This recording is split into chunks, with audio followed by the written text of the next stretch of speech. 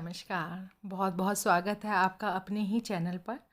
और उम्मीद करती हूँ आप सब लोग बहुत अच्छे होंगे, बहुत सेहतयाब होंगे। मैं भी भगवान की कृपा से अच्छी हूँ। और अभी मैंने एक आत्मकथा अपलोड करी थी। मैं पाकिस्तान में भारत का जासूस था, है ना। तो उसका बड़ा अच्छा रिस्पांस आया, उसे आप लोगों ने पढ़ा या सुना, उसके लिए बहुत बहुत धन्यवाद। और देखिए, कहानियों के साथ साथ ये चीज़ें भी हमें सुननी चाहिए, है ना, क्योंकि ये भी एक ज़िंदगी का हिस्सा ही है। और असली कहानियाँ भी कभी कभी थोड़ा चेंज भी हो जाता है। और दुबई गैंग का भी अच्छा रिस्पांस आया। आप लोगों को पसंद आया। हालांकि लास्ट तक कहानी कुछ ज़्यादा मुझे दमदार नहीं लगी, पर खैर ये मेरी अपनी पर्सनल राय है। सबका अपना अपना टेस्ट होता है। मैं साथ में आपको ये कहना चाहती हूँ कि मुझे बहुत सारे लोगों ने बहुत तरह तरह की किताबें पढ़ने के लिए, उपन्यास पढ़ने के लिए फरमाइशें भेजी हैं। तो मैं एक तो मेरी आपसे ये रिक्वेस्ट है कि अगर आप नॉवल का नाम भी बताएं कि आप कौन सा सुनना चाहते हैं।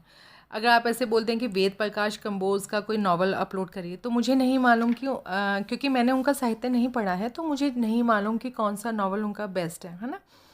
दूसरी बात, अगर वो नॉवल पहले से ही यूट्यूब में है तो फिर मैं क्या ही उसे रिकॉर्ड करूँ, है ना। लेकिन अगर हाँ, आप मेरी ही आवाज़ में सुनना चाहते हैं तो आप ज़रूर बताइए, मैं कोशिश करूँगी। और साथ में अगर आपके लिए संभव हो तो आप मुझे उस जो भी आप नॉवल सुनना चाहते हैं उसका पीडीएफ मुझे आप भेजें, है ना, मेल पर। क्योंकि मेरे लिए भी हर बुक को अरेंज करना थोड़ा मुश्किल हो जाता है। तो अगर आप मुझे पीडीएफ भेजेंगे तो मुझे बहुत सहूलियत रहेगी उसे पढ़ने के लिए। कई बार मैं अरेंज नहीं कर पाती बुक को। और साथ में आप लोगों ने इतना प्यार दिखाया, इतने अच्छे अच्छे मुझे मैसेजेस भेजे, तो मैं आप सबका बहुत धन्यवाद करती हूँ।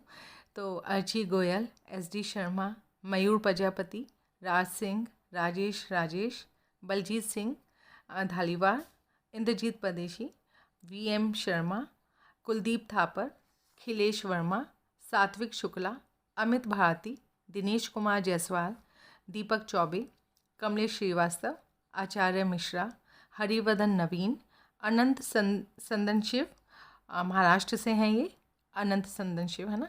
शैलेंद्र, संदीप विश्वकर्मा, पुष्कर काफले, महेश देश पांडे, सरोज कुमार, अभय, विराट अरोड़ा, आकाश पंडित, मोनिका शर्मा, प्रभात सक्सेना भोपाल से, शंकर प्रसाद, मीनाक्षी राणा, महेश देशपांडे।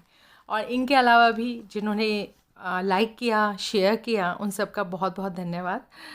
अपना समय निकाला, आपने इतना सुना, ये भी बहुत बड़ी बात है। जहाँ इतने सारे चैनल्स हैं उसमें आपने मुझे अपना प्यार दिया, मुझे सराहाया, मेरे साथ बने रहे, तो मैं आपका बहुत तहे दिल से शुक्रिया करती हूँ।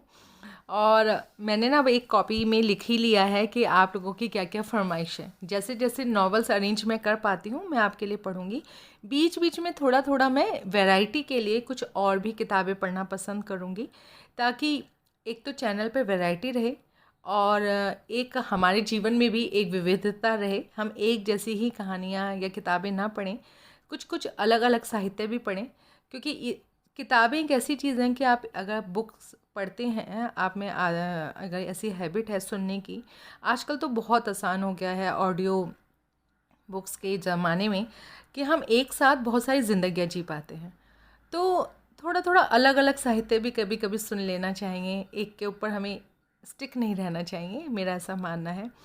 तो मैंने अपने चैनल में ही कसब, किस्सा घर करके और भी कुछ अलग अलग कहानियाँ डाली हुई हैं जो जीवन से संबंधित हैं। तो कभी कभार अगर आपका मन करे तो आप सुन लिया करिए उन्हें भी, आपको अच्छा ही लगेगा। और हाँ, ये तो डालते ही रहेंगे जासूसी और थ्रिलर कहानियाँ रोमांच से भरी हुई। तो अभी मैं शुरू करने वाली हूँ ग्रैंड मास्टर। और एक मेरे दोस्त हैं, हाँ, ग्रैंड मास्टर सुरेंद्र मोहन पाठक जी का, जो कि कुछ दोस्ती है उनसे मेरी पहले से ही। तो उन्होंने मुझे बोला कि मैं उनकी पसंद की किताब पढूं, तो दोस्ती तो निभानी होती है, तो इसलिए मैं उनका पसंद की किताब पढ़ने जा रही हूँ। उम्मीद करती हूँ आप सब पसंद करेंगे।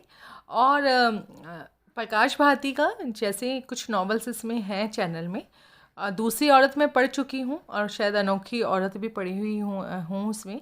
तो जब आप रिक्वेस्ट डालते हैं तो देख लिया करिए, क्योंकि वो नॉवेल्स पहले से उसमें अपलोड हैं।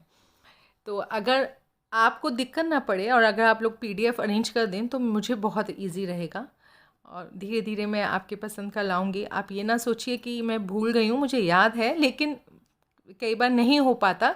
चैनल में भी वैरायटी बनाने के लिए मुझे इधर उधर से भी कुछ अलग अलग चीज़ें पढ़ना पड़ता है ना। तो शुरू करते हैं नॉवल। और आप इसे भी पसंद करेंगे, अपने विचार मुझे ज़रूर बताएंगे। तो ठीक है, नमस्कार, आपका बहुत बहुत स्वागत है एक बार फिर से। और आप सुनने जा रहे हैं सुरेंद्र मोहन पाठक का लिखा हुआ उपन्यास ग्रैंड मास्टर। उम्मीद करती हूँ आप इसे पसंद करेंगे। पूर्वाभास। डॉक्टर प्रफुल्ल सिंगला योग के उच्च शिक्षा प्राप्त डॉक्टर था, लेकिन लक्ष्मी की कृपा से महरूम था। अपनी कोई माली औकात बनाने का मौका उसके हाथ में तब आया जबकि उसे एडवोकेट कपिल कोठारी मिला, जो कि बकौल उसके पिता का परिचित था। उसकी वजह से डॉक्टर सिंगला की प्रैक्टिस बढ़ने लगी और यूं हासिल हुए मरीजों में सबसे ज़्यादा हैसियत वाला शख्स सदानंद पुणेकर था, जो कि अपने आप को सम्रांत बिजनेसमैन कहता था, लेकिन असल में दुबई के एक भाई के नार्कोटिक्स स्मगलिंग के धंधे का फ्रंट था, जिसकी बीवी नमिता कड़क जवान थी और जिससे पहली मुलाकात पर ही उसकी हालत गश खाने जैसी हो गई थी। एडवोकेट कोठारी सदानंद पुणेकर का ट्रबल शूटर था और उसकी वजह से सिंगला की नमिता पुणेकर से अक्सर मुलाकातें होने लगीं, जो कि आखिरकार भीषण लव अफेयर तक पहुंची। एक रात एशली क्राउन प्लाजा में हुई उनकी पार्टी के बाद और नमिता को उसके घर, जो कि गोरई सी बीच पर एक भव्य कॉटेज था, छोड़कर डॉक्टर सिंगला जब बोरीवली ईस्ट में स्थित अपने फ्लैट पर पहुंचा, तो उसने एक नौजवान लड़की को, जो कि उसके लिए सर्वदा अपरिचित थी और जो पता नहीं कैसे बंद फ्लैट में दाखिल हो पाई थी, अपने फ्लैट के ड्राइंग रूम में मरी पड़ी पाया। पुलिस तफ्तीश से मालूम हुआ कि लड़की का नाम श्यामली सावंत था और वो ड्रग्स के ओवरडोज से मरी थी। तफ्तीश के लिए आए इंस्पेक्टर मनोहर पावटे की निगाह में वो कत्ल का केस था और केस में डॉक्टर सिंगला भी सस्पेक्ट था। जबकि डॉक्टर को लग रहा था और ठीक लग रहा था कि सब किया धरा उसके नए बने मरीज सदानंद पुणेकर का था, क्योंकि वो पहले भी एक अपरिचित गोली से घायल महिला को गोली निकलवाने के लिए उसके दादर स्थित क्लिनिक पर ला चुका था और बावजूद काफ़ी हील हुज्जत के उसे पुणेकर की जिद पर उस काम को अंजाम देना पड़ा था। बाद में पुलिस ने डॉक्टर सिंगला को श्यामली सावंत के कत्ल के इल्ज़ाम से तो बरी कर दिया, लेकिन केस को क्लोज ना किया। इसलिए उसे हुक्म हुआ कि वो पुलिस से निरंतर संपर्क बनाए रखे। उस कत्ल के संदर्भ में डॉक्टर सिंगला सदानंद पुणेकर से उसके ग्रांट रोड पर स्थित ओमेगा इंटरनेशनल नामक ऑफिस में मिलने गया, तो पहली बार ये बात खुलकर सामने आई कि पुणेकर कोई सम्रांत व्यापारी नहीं, नार्कोटिक स्मगलर था और ओमेगा इंटरनेशनल का स्टेट धंधा और भव्य ऑफिस उसके गैर कानूनी धंधों की ओट था। पुणेकर भारी उजरत का लालच देकर डॉक्टर सिंगला को अपने धंधे में शामिल होने के लिए अपने से पहले उसके डॉक्टर देशमुख की, जो कि वृद्धावस्था की वजह से रिटायर होकर कनाडा माइग्रेट कर गया था, जगह लेने के लिए तैयार कर लेता है। डॉक्टर सिंगला का दौलत का लालच और बाजरिया दौलत बा हैसियत बनने का सपना उसे पुणेकर की पेशकश को कबूल करने के लिए मजबूर करता है और यूं एक इज्जतदार डॉक्टर स्वेच्छा से एक नार्कोटिक स्मगलिंग रिंग का पूजा बन जाता है। अपनी उस हैसियत में जो पहला काम उसके पल्ले पड़ता है वो 3 करोड़ रुपए कीमत की हेरोइन को अपने क्लिनिक में महफूज रखने का होता है, जिसे कि वो डरता खौफ खाता अंजाम देता है। पुणेकर को गोरई वाले कॉटेज पर अक्सर होने वाली पार्टीज में डॉक्टर सिंगला की एक बड़े डॉक्टर जायसवाल से भेंट होती है, जो कि पनवेल में अपना नर्सिंग होम चला रहा होता है और जो डॉक्टर सिंगला को अपने नर्सिंग होम ज्वाइन करने के आकर्षक ऑफर देता है, जिसे पुणेकर से पहले ही फंस चुका होने की वजह से डॉक्टर सिंगला नकार देता है। उस पार्टी के बाद मेहमान डॉक्टर जायसवाल और एडवोकेट कोठारी के रुखसत हो जाने के बाद वहाँ ऐसे हालात पैदा होते हैं कि पुणेकर ओवर ड्रिंकिंग से होश खो बैठता है। डॉक्टर सिंगला उसे कंधे पर उठाकर टेरेस से ऊपर उसके बेडरूम में पहुंचाता है। ये नज़ारा उसकी गैर जानकारी में पड़ोस में बसी बेवा गोवानी औरत मिसेस रोटोलो देखती है और फिर नमिता पुणेकर का और डॉक्टर सिंगला का धुरंधार अभिसार कॉटेज के ड्राइंग रूम के कारपेट पीछे फर्श पर होता है। डॉक्टर सिंगला का यूँ परमानंद की प्राप्ति तो होती है, लेकिन बार बार उसके जहन में ये शक बुलाता है कि जो कुछ उन दोनों के बीच हुआ था वो उसके लिए नई बात थी। नमिता के लिए कोई नई बात नहीं थी, यानी कि नमिता का किसी और से भी अफेयर था। और कौन था उस औरत का पहलू बात करने वाला? कोई था भी या नहीं? आखिरकार डॉक्टर सिंगला अपने दिमाग का खलल मांगकर उस बात को अपने जहन से निकालता है। फिर भी वो उस बाबत एडवोकेट कोठारी से बात करता है, जो कि नमिता से उसकी पुणेकर से शादी से पहले से परिचित था, लेकिन कुछ हाथ नहीं आता सिवाय इस जानकारी के कि शादी से पहले नमिता पुणेकर की एक क्लब में होस्टेस थी और नमिता का कोई दूसरा यार हो सकता था, वो एडवोकेट कोठारी ही हो सकता था। पुणेकर एक बार अपने बिजनेस टूर पर मुंबई से बाहर जाता है तो नमिता और पुणेकर की हाईवे पर स्थित एक मोटल में बड़ी धुंधधार मुलाकात होती है, जहां नशे में पहली बार नमिता अपनी ये ख्वाहिश जाहिर करती है कि काश पुणेकर को मौत आ जाती और वो सदा के लिए डॉक्टर सिंगला की बन जाने के लिए आज़ाद हो जाती। यूं उसका उस दराज खाविन से ही पीछा ना छूटता। वो 5 करोड़ रुपए भी उसके हाथ आता, जिसकी ना तोड़ाई जा सकने वाली एफडी पुणेकर ने नमिता के नाम कराई हुई थी। वो बाकायदा डॉक्टर को यह आइडिया सलकाती है कि मौत आती नहीं, बुलाई भी तो जाती है। वो पुणेकर को डूबता जहाज बताती है और डॉक्टर सिंगला को हिंट देती है कि कुछ खास दिन खास वक्त पर पुणेकर मोटुंगा वेस्ट में स्थित होटल महामाया के स्वीट नंबर 102 में उपलब्ध होता था, जहां चुपचाप उसे टपकाना मुमकिन था। आइंदा दिनों में ये ख्याल पूरी तरह से डॉक्टर सिंगला के जहन में घर कर जाता है कि अगर उसने नमिता नाम की इस परिचित औरत को हमेशा के लिए हासिल करना था तो उसके लिए होटल महामाया के स्वीट नंबर 102 में चुपचाप पहुंचकर उसके पति सदानंद पुणेकर को शूट कर देना ज़रूरी था। उस काम को अंजाम देने के लिए जब वो दिल मजबूत कर लेता है तो कत्ल में इस्तेमाल की जाने वाली लायक गन का सवाल उठता है, जिसकी बाबत वो पहले एडवोकेट कोठारी से इशारों में बात करने की हिमाकत करता है और फिर जिक्र नमिता से करके अपनी हिमाकत का एहतराम करता है। फिर गन भी बमय साइलेंसर नमिता ही उसे मुहैया कराती है। श्यामली सावंत वाले केस के इन्वेस्टिगेटिंग ऑफिसर मोहन पावटे से उसकी फिर मुलाकात होती है, जिसे वो बीच के वक्फे में इंस्पेक्टर से एसीपी बन गया पाता है। वो तस्दीक करता है कि वो उस केस पर अभी भी काम कर रहा था और बहुत घुमाकर डॉक्टर सिंगला से सवाल करता है कि क्या मिसेस पुणेकर नमिता पेशेंट होने के अलावा उसकी कुछ और भी थी।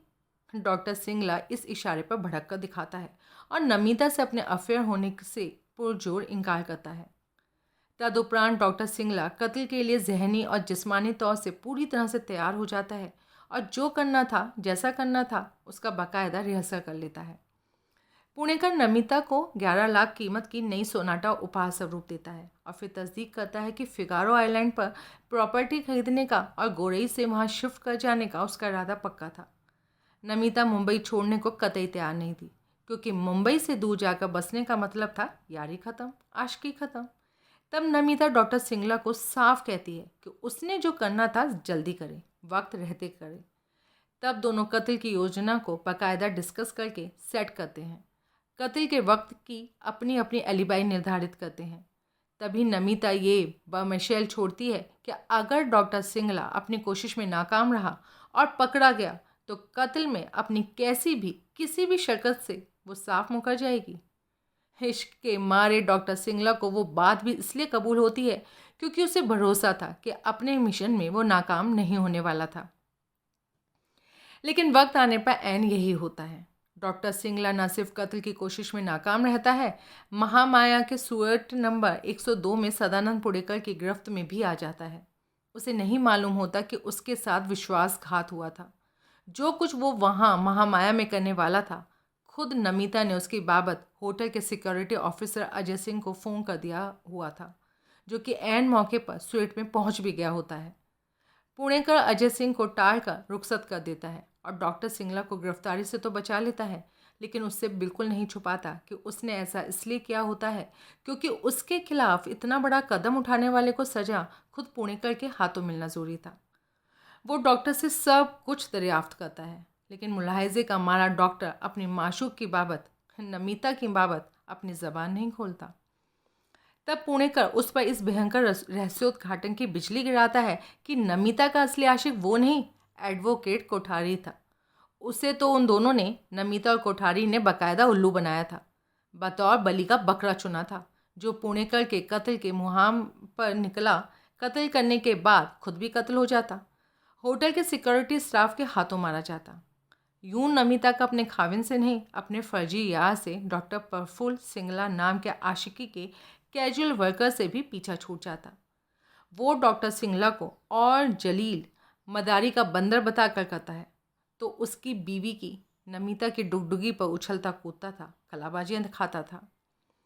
तब पुणेकर ये रहस्योद्घाटन भी करता है कि अपनी बीवी की बदनीयती की उसे शुरू से ही खबर थी और इस वजह से उसके पास इस बात का भी इल्ज़ाम था कि 5 करोड़ की जिस एफडी की रकम वो अपनी मुट्ठी में समझती थी, वो बावजूद उसके हक में तमाम लिखत पढ़त के बाद भी हासिल नहीं कर पाती।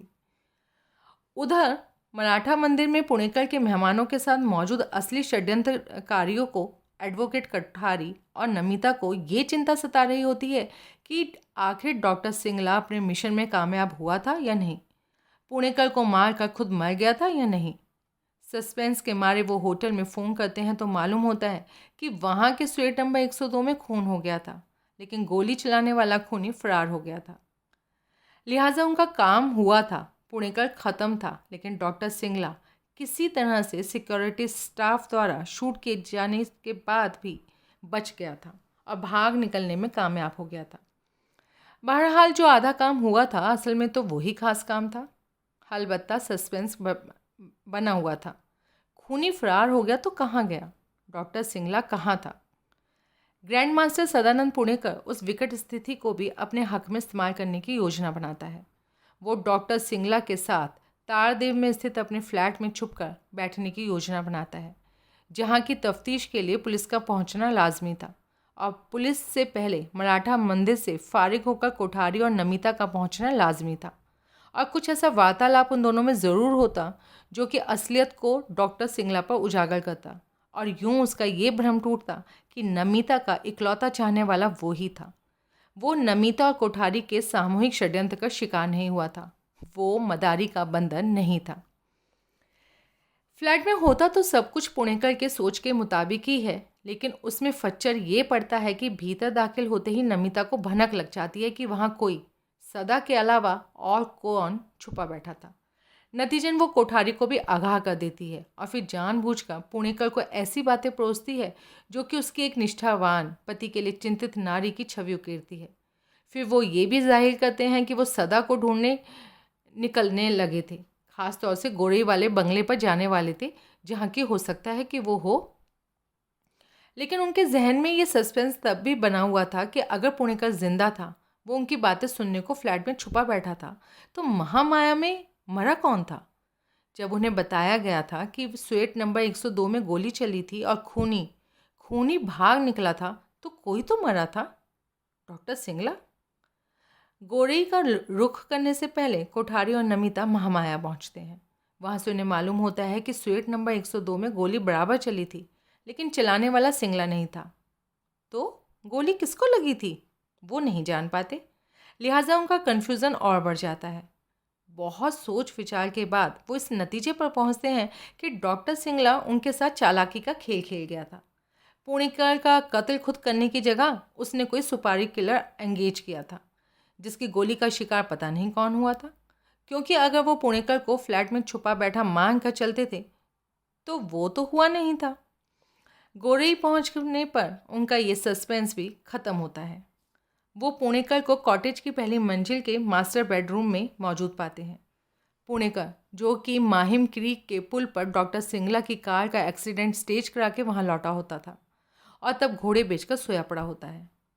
अगले रोज़ दोपहर बाद पुणेकर यूं सोकर उठता है जैसे पिछली रात गैर मामूली कुछ भी ना हुआ हो। पूछे जाने पर कहता है कि जास्ती हो गई थी, इसलिए वो तारदेव वाले फ्लैट पर लौटना भूल गया था और गोरई के कॉटेज में पहुंच गया था। महामाया में गोली चली होने की बात वो कबूल करता है, लेकिन कहता है कि ऐसा करने वाला कोई मवाली था जिसकी चलाई गोली उसकी खुशकिस्मती से उसे नहीं लगी थी, लेकिन गोली उसे लगी थी और घातक सिद्ध हुई थी। ये जाहिर करना इसलिए ज़रूरी था ताकि वो मवाली उस पर और गोलियां ना दागता। लिहाजा उसी के हुक्म पर सिक्योरिटी स्टाफ ने कहा था कि स्वीट नंबर 102 में खून हो गया था, ताकि उसको टपकाने की फ़ौरन ही दूसरी कोशिश वजूद में ना आती। मवाली ने उस पर हमला क्यों किया था, इसका जवाब खुद नमिता सुझाती है कि किसी तरह से उसे मालूम पड़ गया था कि वो जिस्म पर मनी बेल्ट पहनता था, जिसमें वो बहुत रोकड़ा रखता था, जिसे वो लूटना चाहता था, लेकिन फायरिंग की आवाज़ सुनकर सिक्योरिटी स्टाफ के उसकी उम्मीद से जल्दी सक्रिय हो जाने की वजह से नहीं लूट सका था। अब फिर ये सवाल था, डॉक्टर सिंगला कहाँ गया? ज़रूर आखिरी वक्त पर हिम्मत दगा दे गई और डर कर भाग गया, शर्म से कहीं जा छुपा। डॉक्टर की हर जगह से गैर हाजिरी पर पुणेकर भी हैरान होकर दिखाता है और बीवी को उसकी बाबत दरियाफ्त करने का आश्वासन देता है। तभी एडवोकेट कोठारी उस रोज़ के अखबार के साथ वहां पहुंचता है जिसमें डॉक्टर सिंगला की बाबत खबर छपी थी कि पिछली रात माहिम क्रीक से गुजरती उसकी कार उसके कंट्रोल से बाहर हो गई थी और पुल की रेलिंग तोड़कर समुद्र में जा गिरी थी। कार के रजिस्ट्रेशन से पता चला था कि वो डॉक्टर सिंगला की थी, जबकि लाश समुद्र में बह गई थी। पुलिस द्वारा लाश की तलाश जारी थी। नमिता को यकीन नहीं आया कि जो शख्स पिछली रात न महामाया में मरा न मारा, वो जाके घातक एक्सीडेंट कर बैठा। कोठारी को उस पर साफ पुणेकर की छाप लगी, जिसके हुक्म पर वो एक्सीडेंट स्टेज किया गया था ताकि ये ना जाहिर हो पाता कि असल में उसका कत्ल हुआ था। उसी बात से उन्हें भी लगा कि पुणेकर नाम का ग्रैंड मास्टर सब जानता था, सब समझता था, सब उसके कंट्रोल में था और अब वो महज उनके साथ चूहे बिल्ली का खेल खेल रहा था। और अब उन दोनों की इसी में भलाई थी कि इससे पहले पुणेकर अपना खेल ख़त्म करे, खुद उसका खेल ख़त्म हो जाए। तब वो दोनों एक ऐसी नई स्कीम तैयार करते हैं जिसको वो खुद अंजाम दे सकते हैं।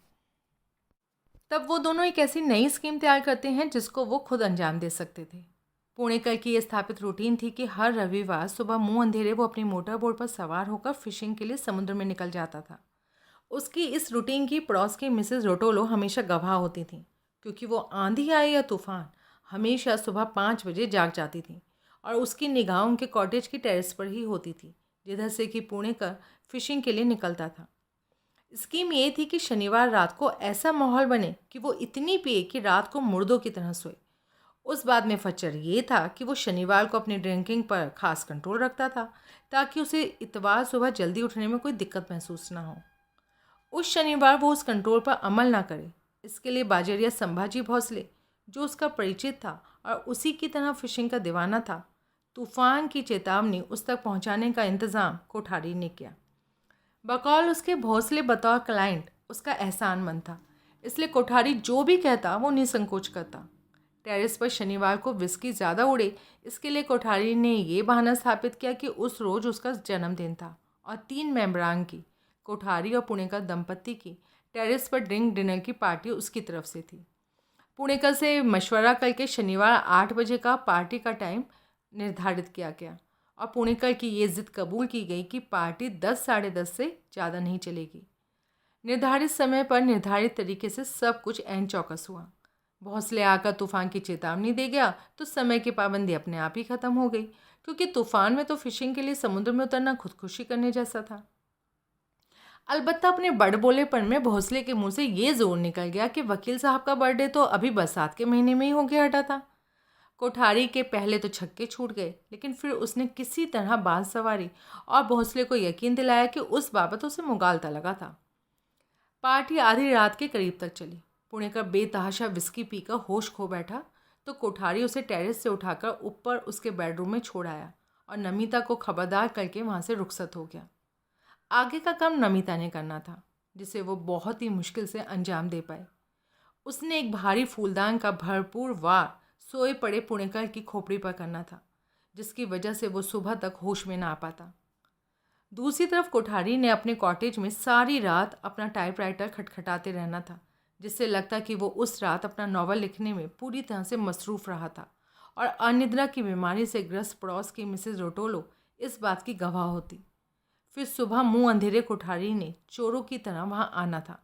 बाहर की सीढ़ियों के रास्ते पुणेकर के बेडरूम में पहुंचना था। उसके अचेत शरीर को एक बैग में डालना था।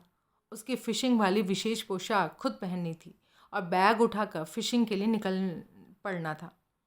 मिसेस रोटोलो अपने कॉटेज से पायल की तरफ देखती तो यकीनन यही समझती कि अपनी स्थापित साप्ताहिक रूटीन के तहत पुणेकर फिशिंग के लिए निकल रहा था। बाद में कोठारी मोटर बोट को बीच समुद्र में ले जाकर पुणेकर को बिल्कुल ही ख़त्म करके लाश समुद्र में बह जाने देता। बोट को लंगर पर छोड़कर खुद तैर कर किनारे आ लगता और अपने कॉटेज में जाकर पूर्ववत टाइपराइटर खटखटाने लगता।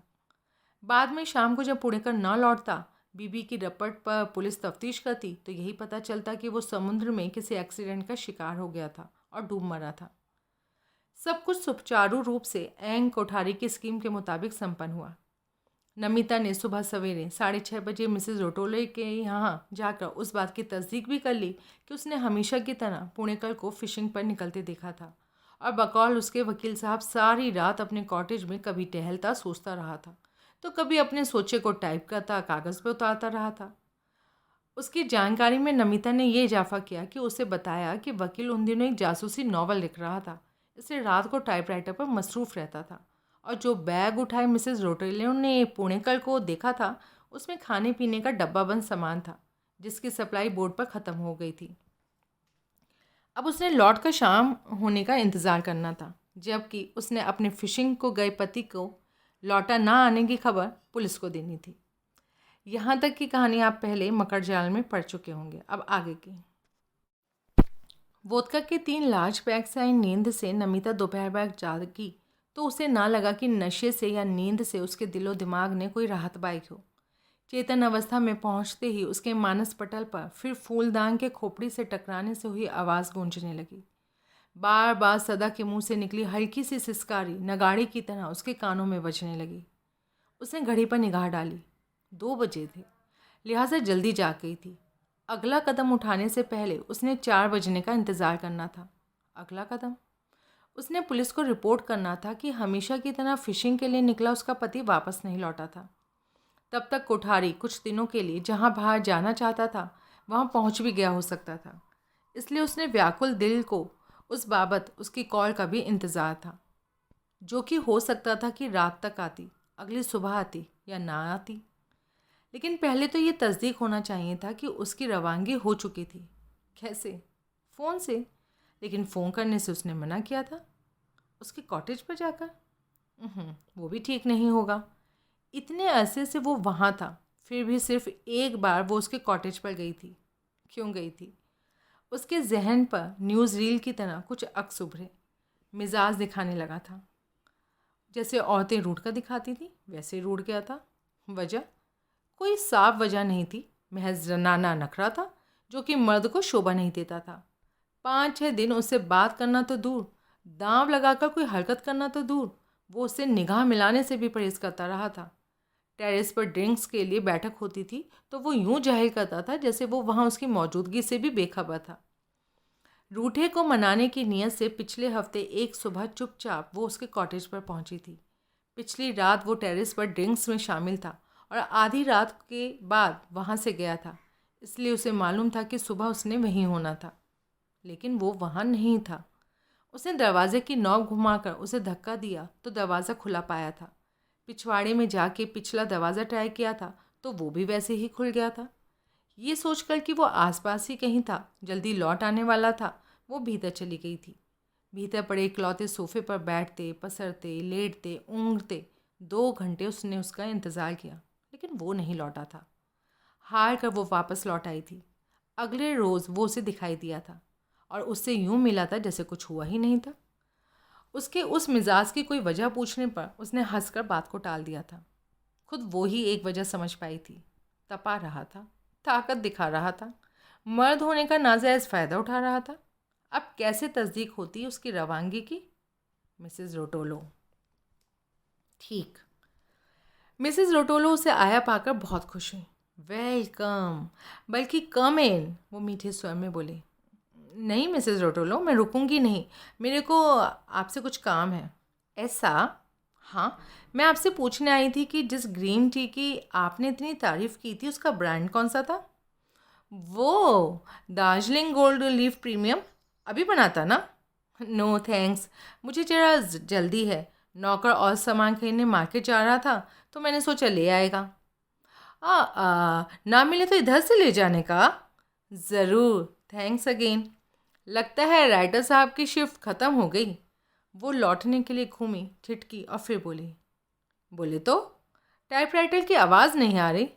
हो दैट, बहुत टेम हो गया ना क्विट किए। होल नाइट बजाया ना उसने।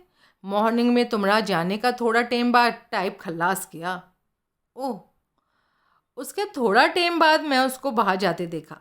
अभी लौट आया होगा तो सोता होएगा। अभी तक होल नाइट जाग के वर्क किया ना, अभी होल डे स्लीप करके कंपनसेट करता होएगा। No? Yes. Thank you Mrs Rotolo. You are welcome my honey child. वो वापस लौटी। उसे पूरा यकीन था कि खामोशी का मतलब ये नहीं था कि कोठारी भीतर सोया पड़ा था। वो अपने पूर्व निर्धारित प्रोग्राम के मुताबिक वहाँ से कूच कर चुका था। कहाँ के लिए क्या पता, खबर करेगा तो मालूम पड़ेगा। वो कॉटेज पर वापस लौटे। 4 बजने में तब भी पौने 2 घंटे बाकी थे। फिर से ड्रिंक करने लग जाना उसे मुनासिब न लगा। तो ड्राइव, कैसा अजीब इत्तेफाक था। जब से उसको नई सोनाटा मिली थी उसने एक बार भी उसे ऑन रोड ड्राइव करते नहीं देखा था। तब वो मौका था, वक्त भी कट जाता और नई कार का मज़ा भी आता। लेकिन कोठारी की कॉल अगर पीछे से आ गई तो देखा जाएगा। अभी तक नहीं आई तो 1-1.25 घंटे में क्या ही आ जाती। मेन डोर के रास्ते वो बाहर निकली और उधर बढ़ी जहाँ कॉटेज के पहलू में वो गैराज था जिधर उसकी नई गाड़ी खड़ी थी। सोनाटा वहाँ नहीं थी। वहाँ सिर्फ सदा की एम्बेसडर खड़ी थी और उसकी अपनी मारुति वैन खड़ी थी। उसके छक्के छूट गए। चोरी हो गई क्या? गैराज तो खुला ही रहता था। उसको तो सिर्फ बाहर से कुंडी लगती थी, लेकिन इग्निशन की चाबी।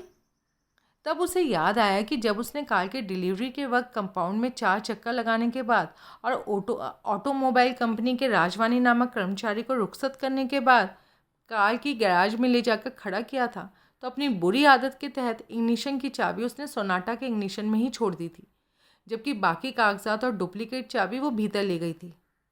कहाँ गई कार? क्या वाकई चोरी हो गई? उस बात की उसके दिल ने हामी नहीं भरी। उस इलाके में ऐसी चोरी चकारियों का कोई रिकॉर्ड नहीं था। तो कार कोठारी ले गया? नॉनसेंस।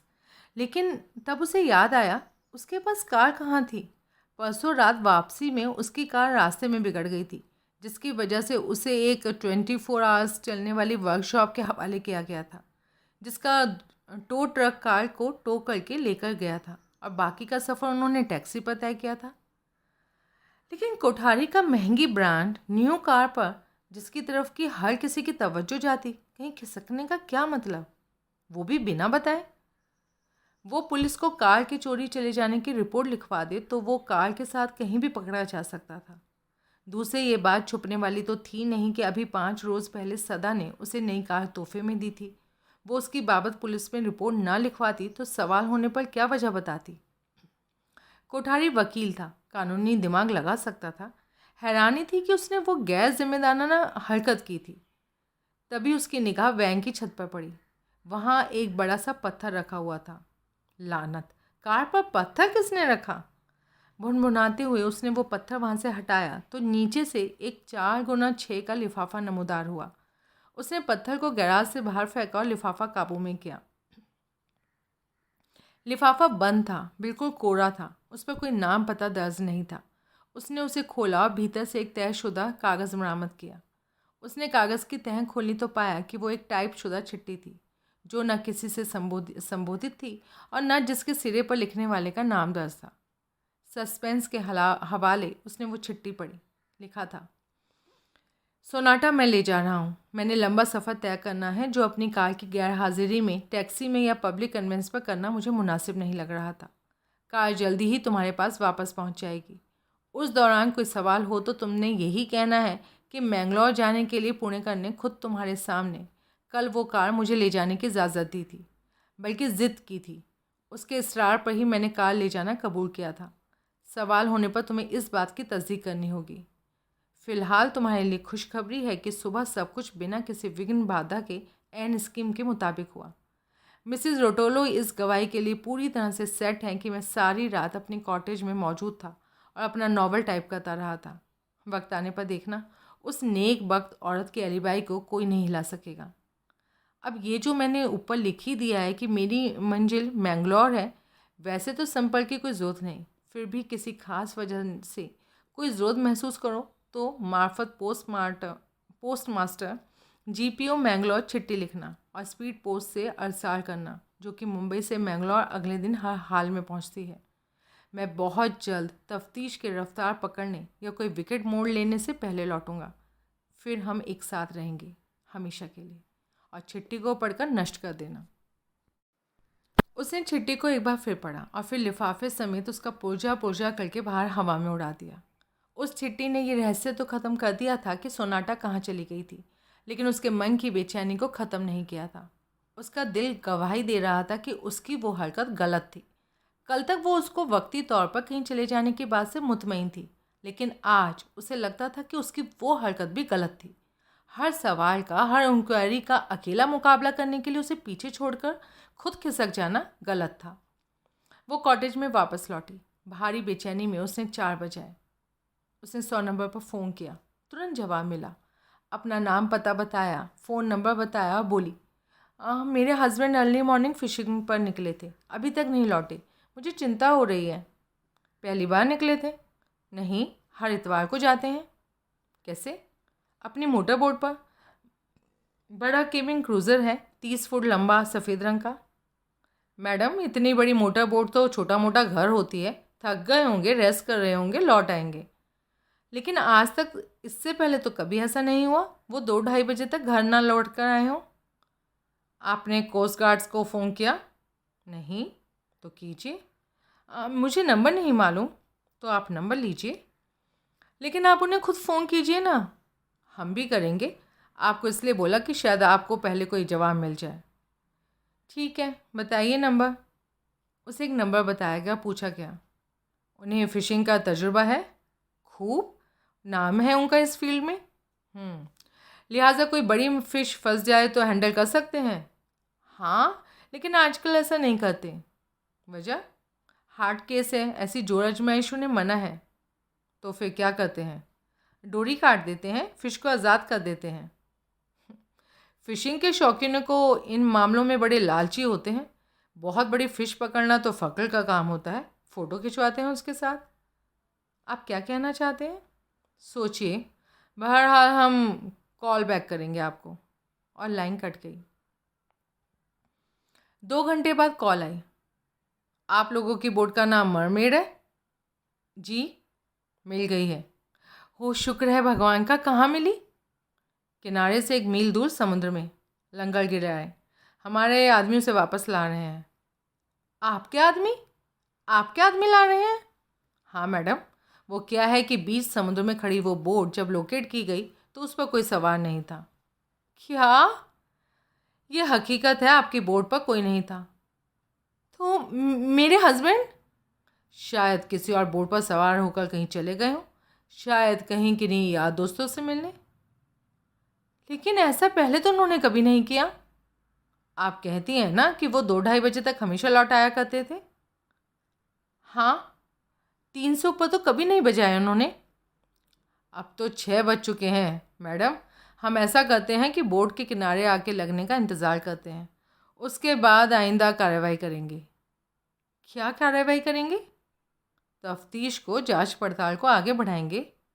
और मैं क्या करूं तब तक? इंतज़ार करिए। आप म्यूनिसिपल डॉक पर पहुंचिए। किस लिए? आपकी बोट वहीं पहुंचेगी। आपको मालूम है म्यूनिसिपल डॉक कहाँ है? हाँ, वो तो मुझे मालूम है, लेकिन मैं वहाँ नहीं जा सकती। क्यों? अगर मेरे हस्बैंड का यहाँ फ़ोन आ गया तो? ओह, ठीक है, आप वहीं रहिए, हम आपको सूरत अहवाल की खबर करेंगे। Thank you. उसने फ़ोन रख दिया। मन ही मन वो संतुष्ट थी कि कोठारी ने बेहतरीन तरीके से अपना काम किया था।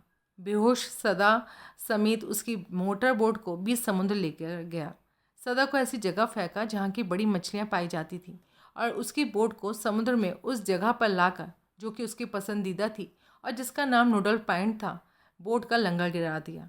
उसके बाद अपने कपड़ों को वाटरप्रूफ बैग में बंद करके बैग को पीठ पर लाद कर उसने 1 मील का फासला तैर कर किनारे लगना था, जो कि उसके लिए मामूली काम था।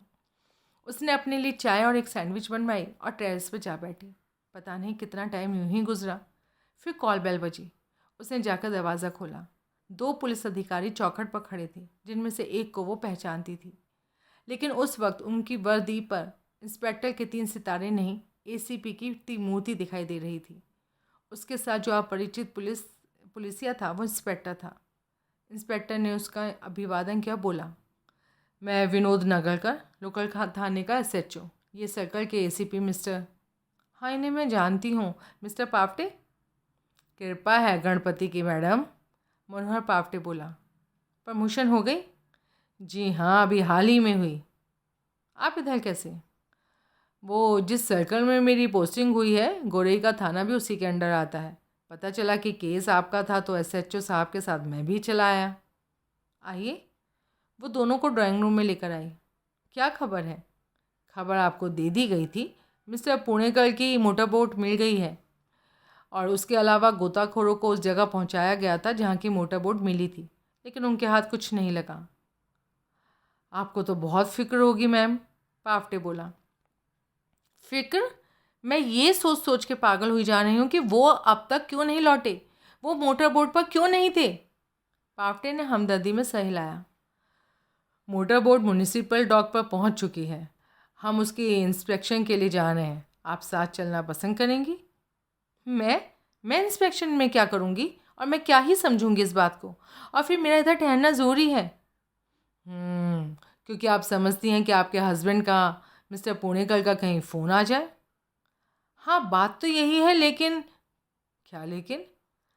अब तो मुझे नाउम्मीदी होने लगी है। अब तो लगता नहीं कि फ़ोन आएगा। मुझे आपसे पूरी हमदर्दी है मैडम। आप कहती हैं कि आपके हस्बैंड अपने फ़िशिंग के अभियान से 2 और 2:30 के बीच हमेशा लौट आया करते थे। 3 बजे तक तो हर हाल में। हाँ, तो इसका मतलब है कि कम से कम 4 घंटे से उनका कोई अता पता नहीं। नमिता ने सहमति में सह हिलाया। मिस्टर पुणेकर की गुमशुदगी की नया बना एसीपी मनोहर पावटे बोला। एक सिंपल एक्सप्लेनेशन हमारे जहन में है, लेकिन अभी उस पर एतबार लाने में हमें झिझक है। लिहाजा किन्हीं और संभावनाओं को उजागर करने के लिए आपसे कुछ सवाल पूछना ज़रूरी है। आपको कोई एतराज़? नहीं, मुझे क्या एतराज़ होगा। आप अपना काम कर रहे हैं और मुझे आपको सहयोग करना है, मेरा फ़र्ज़ है ये। Very well said madam, I appreciate that. अब आप ये बताइए, आप किसी ऐसे शख्स को जानती हैं जिसकी आपके पति से कोई अदावत हो, खुन्नस हो, रंजिश हो, जो उन्हें कोई नुकसान पहुंचा सकता हो? नहीं, मैं ऐसे किसी शख्स को नहीं जानती। किसी को मेरे पति से खुन्नस का क्या मतलब? मतलब तो बहुतेरे हैं मैम। किसी एक का नाम लीजिए। आप खुद जानती हैं, आप मिस्टर पुणेकर की बीवी हैं, इसलिए ये तो नहीं हो सकता कि आप उनकी असलियत से वाकिफ़ ना हो। कैसी असलियत? सब कुछ मुझसे ही कहलवाएंगे आप। मिस्टर पुणेकर के माफिया से ताल्लुकात हैं, बल्कि वो खुद माफिया हैं। That share nonsense. ये मेरे पति पर बिल्कुल बेजा इल्ज़ाम है। मिस्टर पुणेकर एक इज्जतदार बिजनेसमैन है। आधी बात ठीक है आपकी, बिजनेसमैन है, लेकिन इज्जतदार नहीं, ये कहना चाहते हैं आप? हमें तो ऐसे ही संकेत मिले हैं। I don't care, I don't pay who hoots. लेकिन चुप रहिए ज़रा और पहले मेरी 2 बातों का जवाब दीजिए। पूछिए। मिस्टर पुणेकर के खिलाफ कोई चार्ज है आप पर? वो तो नहीं है, लेकिन आपने उन्हें कभी गिरफ्तार करने की कोशिश की? आप इस वक्त यहाँ उन्हें गिरफ्तार करने आए हैं क्या? नहीं, मेरा पति गुम है। मेरी रिपोर्ट के तहत आप लोग उसकी गुमशुदगी की तफ्तीश कर रहे हैं। इस तफ्तीश से उन बातों का क्या ताल्लुक जो नाजायज़ है, जिन्हें आप मुझसे पूछ रहे हैं? ताल्लुकात तो हो सकता है ना मैम। तो अभी आप पहले ताल्लुक पर सिर धुनेंगे या फिर पति की तलाश करेंगे? मैडम, आप समझती नहीं हैं। क्या नहीं समझती मैं? क्या ये नहीं समझती कि जिस मामूली पूछताछ के लिए पुलिस का हवलदार आता है या सब इंस्पेक्टर आता है, उसके लिए खुद एसएचओ साहब तशरीफ़ लाए हैं, और साहब के साहब एसीपी साहब तशरीफ़ लाए हैं। आप हमारी खिल्ली उड़ा रही हैं। बिल्कुल भी नहीं। मैं आपको ये जताने की कोशिश कर रही हूँ कि मैं क्या समझती हूँ। ये बड़े आदमी की गुमशुदगी का मामला है, इसलिए केस में सीनियर ऑफिसर्स की दिलचस्पी स्वाभाविक है। कौन बड़ा आदमी? जिसके माफिया से ताल्लुकात है, जो माफिया है। बहस बहुत अच्छी कर लेती हैं आप। शायद वकील साहब की सोहबत का असर है। कौन वकील साहब? आपको मालूम है कौन वकील साहब? जब सब कुछ मुझे ही मालूम है तो आपको क्या मालूम है? वो वकील साहब जिन्होंने और आपने डॉक्टर प्रफुल्ल सिंगला को तब एलिबाई दी थी जब उनके फ्लैट से एक नौजवान लड़के की लाश बरामद हुई थी। अब ये भी बताऊं कौन डॉक्टर सिंगला, कैसी अलीबाई? वो खामोश रही। कैसे हैं डॉक्टर साहब? उसने तुरंत जवाब नहीं दिया। क्या डॉक्टर सिंगला वाकई सड़क दुर्घटना में मर चुका था? लाश तो बरामद हुई नहीं थी। दुर्घटनाग्रस्त कार को सदके ही सोच लिया गया कि कार खुद डॉक्टर ही ड्राइव कर रहा था, इसलिए उसी ने एक्सीडेंट किया था, वो ही मरा था। उसके दिल ने गवाही दी कि पहले इस बाबत की तस्दीक होनी चाहिए, जो कि बेहतरीन तभी होती जबकि लाश बरामद होती। डॉक्टर को मरा मान लेने से पहले उसने उसकी बाबत खुद पता करने का फैसला किया। कैसे हैं डॉक्टर साहब? पावटे ने अपना सवाल दोहराया। ठीक है, आई मीन ठीक ही होंगे। लगता है कोई हालिया मुलाकात नहीं हुई। हाँ। वैसे अभी भी आप तीनों का इकट्ठे ड्रिंक डिनर चलता है? आपको इस बाबत खामा ख्याली है। ऐसे ड्रिंक डिनर की बैठक में मेरे हस्बैंड साथ होते हैं। वो साथ ना हो तो ऐसा इत्तेफाक कभी कभार ही होता है, जैसा कि इस बार हुआ। हाँ, मिस्टर पुणेकर ने हमारे साथ होना था, लेकिन कहीं फंस गए इसलिए नहीं पहुंच पाए। बहरहाल मेरा सवाल ये था कि क्या अभी भी इकट्ठे ड्रिंक डिनर चलता है? नहीं, अब तो काफ़ी मुद्दत हो गई है। और वकील साहब? शायद कपिल कोठारी नाम था उनका। यही नाम था। उन्हें भी मिले काफ़ी मुद्दत हो गई। नहीं, उनसे मुलाकात होती रहती है, क्योंकि वो मेरे हस्बैंड के लीगल एडवाइज़र ही नहीं, बिजनेस एसोसिएट भी हैं। मैडम, मेरा ओरिजिनल सवाल किसी एसोसिएट की ही बाबत था, जिसकी कि शायद आपके पति से रंजिश हो। ऐसा है तो नहीं, लेकिन अगर हो भी तो इससे आप क्या नतीजा निकालना चाहते हैं? उसने इस सवाल का जवाब नहीं दिया, बल्कि नया सवाल किया। आपके पति को फिशिंग का शौक़ कब से है? बहुत समय से है। शौक़ क्या, बल्कि दीवानगी है। इसी वजह से तो उन्होंने ये कॉटेज लिया है। लेकिन फिशिंग के लिए तो वो केवल इतवार को ही जाते हैं। हाँ, उनकी मजबूरी है। बाकी दिनों कारोबार में बहुत बिजी रहते हैं, इतवार को ही टाइम निकलता है, इसलिए वो इस दिन को कभी मिस नहीं करते। आप कभी साथ गई? हाँ, एक दो बार गई हूँ मैं, बल्कि कई बार गई। फिशिंग के लिए? पिकनिक के लिए। फिर दो नोडल पॉइंट की बाबत, उस जगह की बाबत जहाँ की बोट लंगर डाले खड़ी मिली थी, आपको मालूम होगा। हाँ, फिशिंग के लिए वो हमेशा वहीं पहुँचते हैं, वहीं लंगर डालते हैं। जी। वजह? अपने जाति तजुर्बों से उन्हें मालूम है कि इधर के कोस्टल एरिया में फ़िशिंग के लिए वो बेहतरीन जगह है। जब इस्तेमाल में नहीं होती तो मोटर बोट कहाँ खड़ी की जाती है? म्युनिसिपल डॉक पर या किसी पब्लिक डॉक पर? दोनों में से किसी जगह पर नहीं। इस कॉटेज का अपना प्राइवेट बीच है और अपना पायर है। देखिए ज़रा। क्या पायर? आपका अपना प्राइवेट पायर, जहाँ की बोट खड़ी की जाती है? वहाँ क्या देखेंगे? तफ्तीश की रूटीन है मैम। आइए। नमिता के साथ वो टेरेस पर पहुँचे और फिर लकड़ी की सीढ़ियाँ उतरकर बीच पर पहुँचे। बहुत सीढ़ियाँ हैं। जी, 22। बार बार उतरने चढ़ने में तो जहमत होती होगी। बार बार नहीं उतरना चढ़ना पड़ता। वैसे मिस्टर पुणेकर यहाँ से शिफ्ट करने की सोच रहे हैं। अच्छा, कहाँ शिफ्ट करेंगे? मुंबई में? कोई जगह पसंद कर ली? मुंबई में तो नहीं। तो कहाँ? गोवा, पणजी से आगे अरब सागर में एक आइलैंड पर, फिगारो नाम है। करगुंट बीच से 50 किलोमीटर दूर। बढ़िया जगह होगी। मैंने नहीं देखी, लेकिन मेरे हस्बैंड ने पसंद की है तो बढ़िया ही होगी। वो बीच के सिरे पर बने पायर पर पहुंचे। वो पानी में खड़ी बल्लियों के सहारे लंबे प्लेटफॉर्म की तरह खड़ा था। कितनी ही देर टॉर्च की रोशनी में वो दोनों पायर की पूरी लंबाई का मुआयना करते रहे और नीचे पानी में झांकते रहे। कुछ नहीं रखा यहाँ पर, पावटे धीरे से बोला। दोनों ने उस काम से किनारा किया। आपके पति तैरना जानते हैं? हाँ, लेकिन वो तैरते नहीं। हार्ट के पेशेंट है ना, 2 अटैक झेल चुके हैं। ओह, फिर भी यहाँ के लिए 20 सीढ़ियाँ चढ़ते उतरते हैं वो? हमेशा तो नहीं, हफ्ते में एक बार। हाँ हाँ, बताया था आपने, सॉरी। तैराकी के बारे में सवाल करने की कोई ख़ास वजह? बताओ भाई। हम, नगाकर बोला, इस संभावना पर विचार कर रहे थे कि शायद मिस्टर पुणेकर का मूड स्विमिंग का बनाया हो। आज दोपहर बाद मौसम काफ़ी गर्म हो गया था ना, इसलिए लंगर डाले खड़ी अपनी बोट से शायद वो स्विमिंग के लिए निकल गए हों। और बोट को पीछे समुद्र में छोड़कर तैरते हुए कहीं किनारे पर पहुंच गए हो। ऐसा ख्याल तो था सही मेरे जहन में। ये हो नहीं सकता। नोडल पॉइंट से किनारा 1 मील के फासले पर है। कोई हार्ट का पेशेंट इतनी लंबी स्विमिंग का रिस्क नहीं ले सकता, और वो भी बेवजह, सिर्फ इसलिए कि दोपहर बाद मौसम गर्म हो गया था। ये ठीक कह नहीं है। चलें अब वापस। हाँ। वापसी में पुलिसियों की निगाह पर उन सीढ़ियों पर पड़ी जो कि इमारत के पहलू से पहली मंजिल तक जाती थी। ये सीढ़ियाँ ऊपर तक जाती हैं? हाँ, पहली मंजिल पर जाती हैं। पहले से बनी होंगी, इस्तेमाल नहीं होती होंगी। नहीं होती हैं, जबकि भीतर ड्राइंग रूम से फैंसी सीढ़ियाँ ऊपर जाती हैं। इसी वजह से मेरे हस्बैंड ने वो सीढ़ियाँ ख़ास तौर से बनवाई थी। ड्राइंग रूम में मेहमान बैठे हों या कोई पार्टी चल रही हो और उन्हें बाहरी सीढ़ियों के ज़रिए मेहमानों को डिस्टर्ब किए बिना ऊपर भी जाना हो तो वो जा सकते हैं।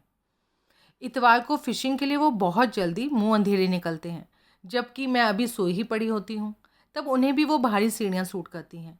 भीतरी सीढ़ियाँ इस्तेमाल करने पर उन्हें ड्राइंग रूम का ग्लास डोर खुला छोड़ के जाना पड़ेगा, जबकि बाहरी सीढ़ियों के दहाने पर स्प्रिंग लॉक है जो दरवाजे के चौखट के साथ जुड़ने पर अपने आप लग जाता है। ऊपर सीढ़ियों के दूसरे सिरे पर क्या है? मेरे हस्बैंड का बेडरूम। आपके हस्बैंड का? आपका नहीं, एक ही बात है। सीढ़ियाँ ऊपर आपके हस्बैंड के बेडरूम में पहुँचती हैं, फिर तो उनके एक्सक्लूसिव इस्तेमाल के लिए हुई। ऐसी कोई बात तो नहीं। फिर यहाँ कोई 10-20 जने तो रहते नहीं कि एक्सक्लूसिवनेस का सवाल उठे। ठीक, हम ऊपर चल सकते हैं।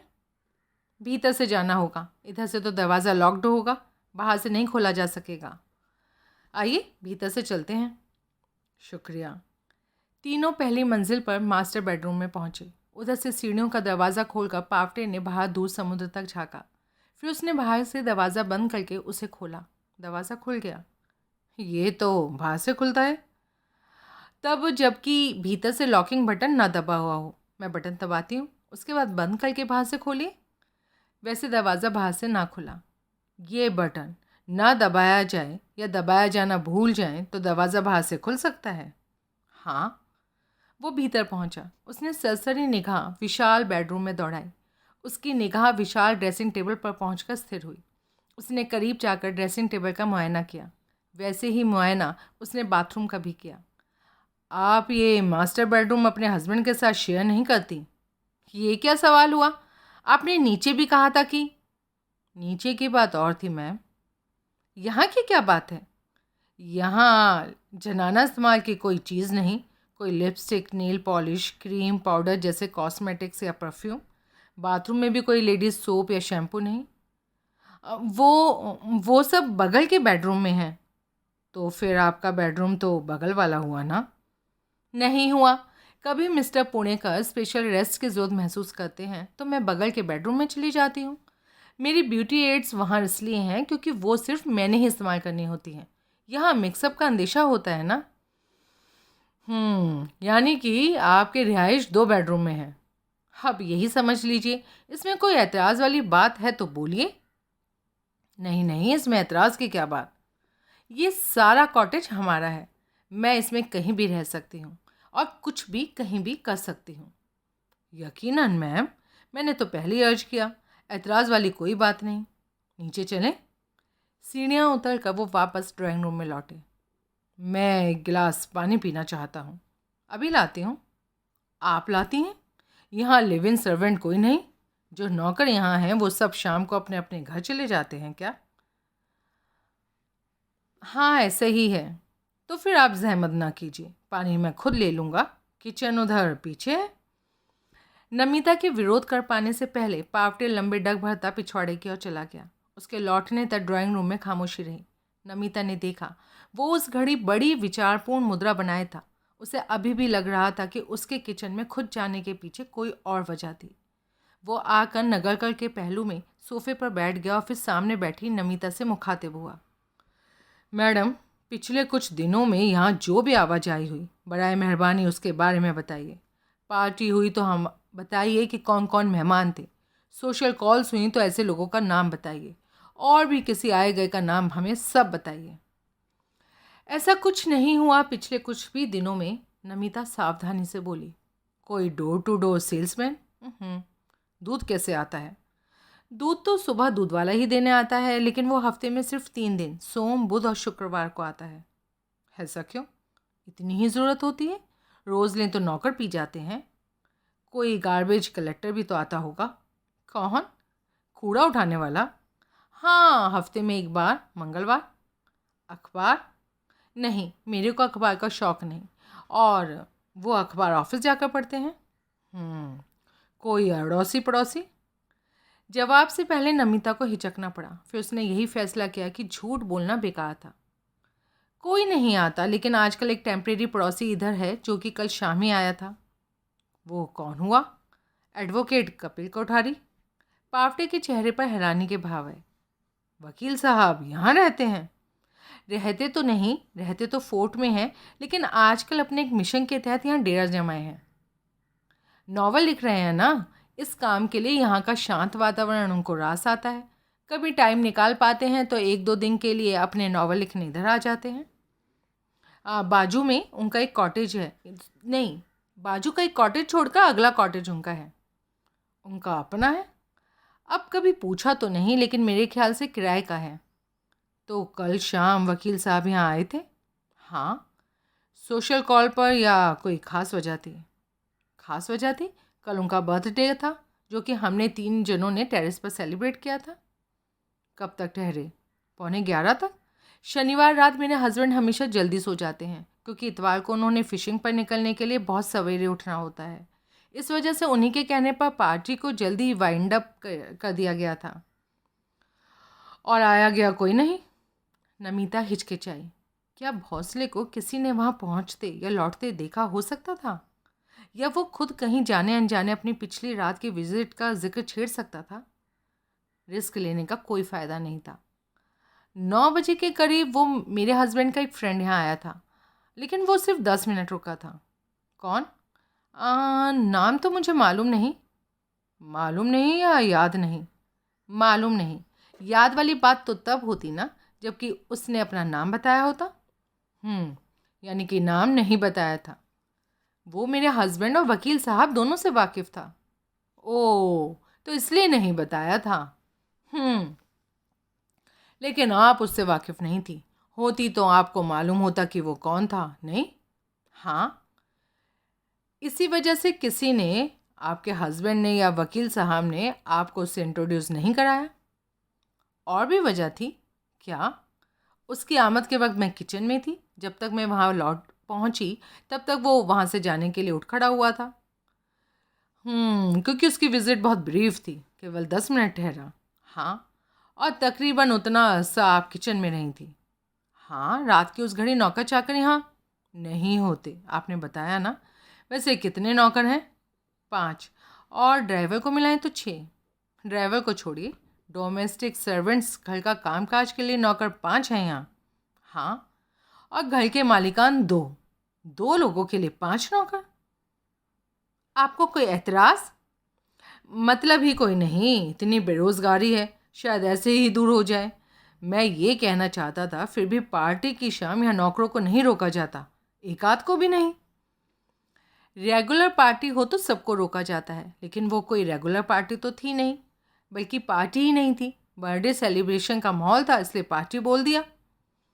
बर्थडे वकील साहब का, लेकिन सेलिब्रेशन आपके यहाँ। ज़रूर वकील साहब के सम्मान में आपके पति ने दिया होगा। Trap question. जब सदा ने इतवार को मुँह अंधेरे उठना होता था तो पिछली रात पार्टी का आडंबर भला वो क्यों करता? नहीं, पार्टी वकील साहब ने ही ऑर्गेनाइज़ की थी, सब कुछ उनकी तरफ से था। खाना पीना सब? हाँ, डिनर स्नैक्स वगैरह सब होटल से डिलीवर हुआ था। और फिर भी आप किचन में मसरूफ़ थी।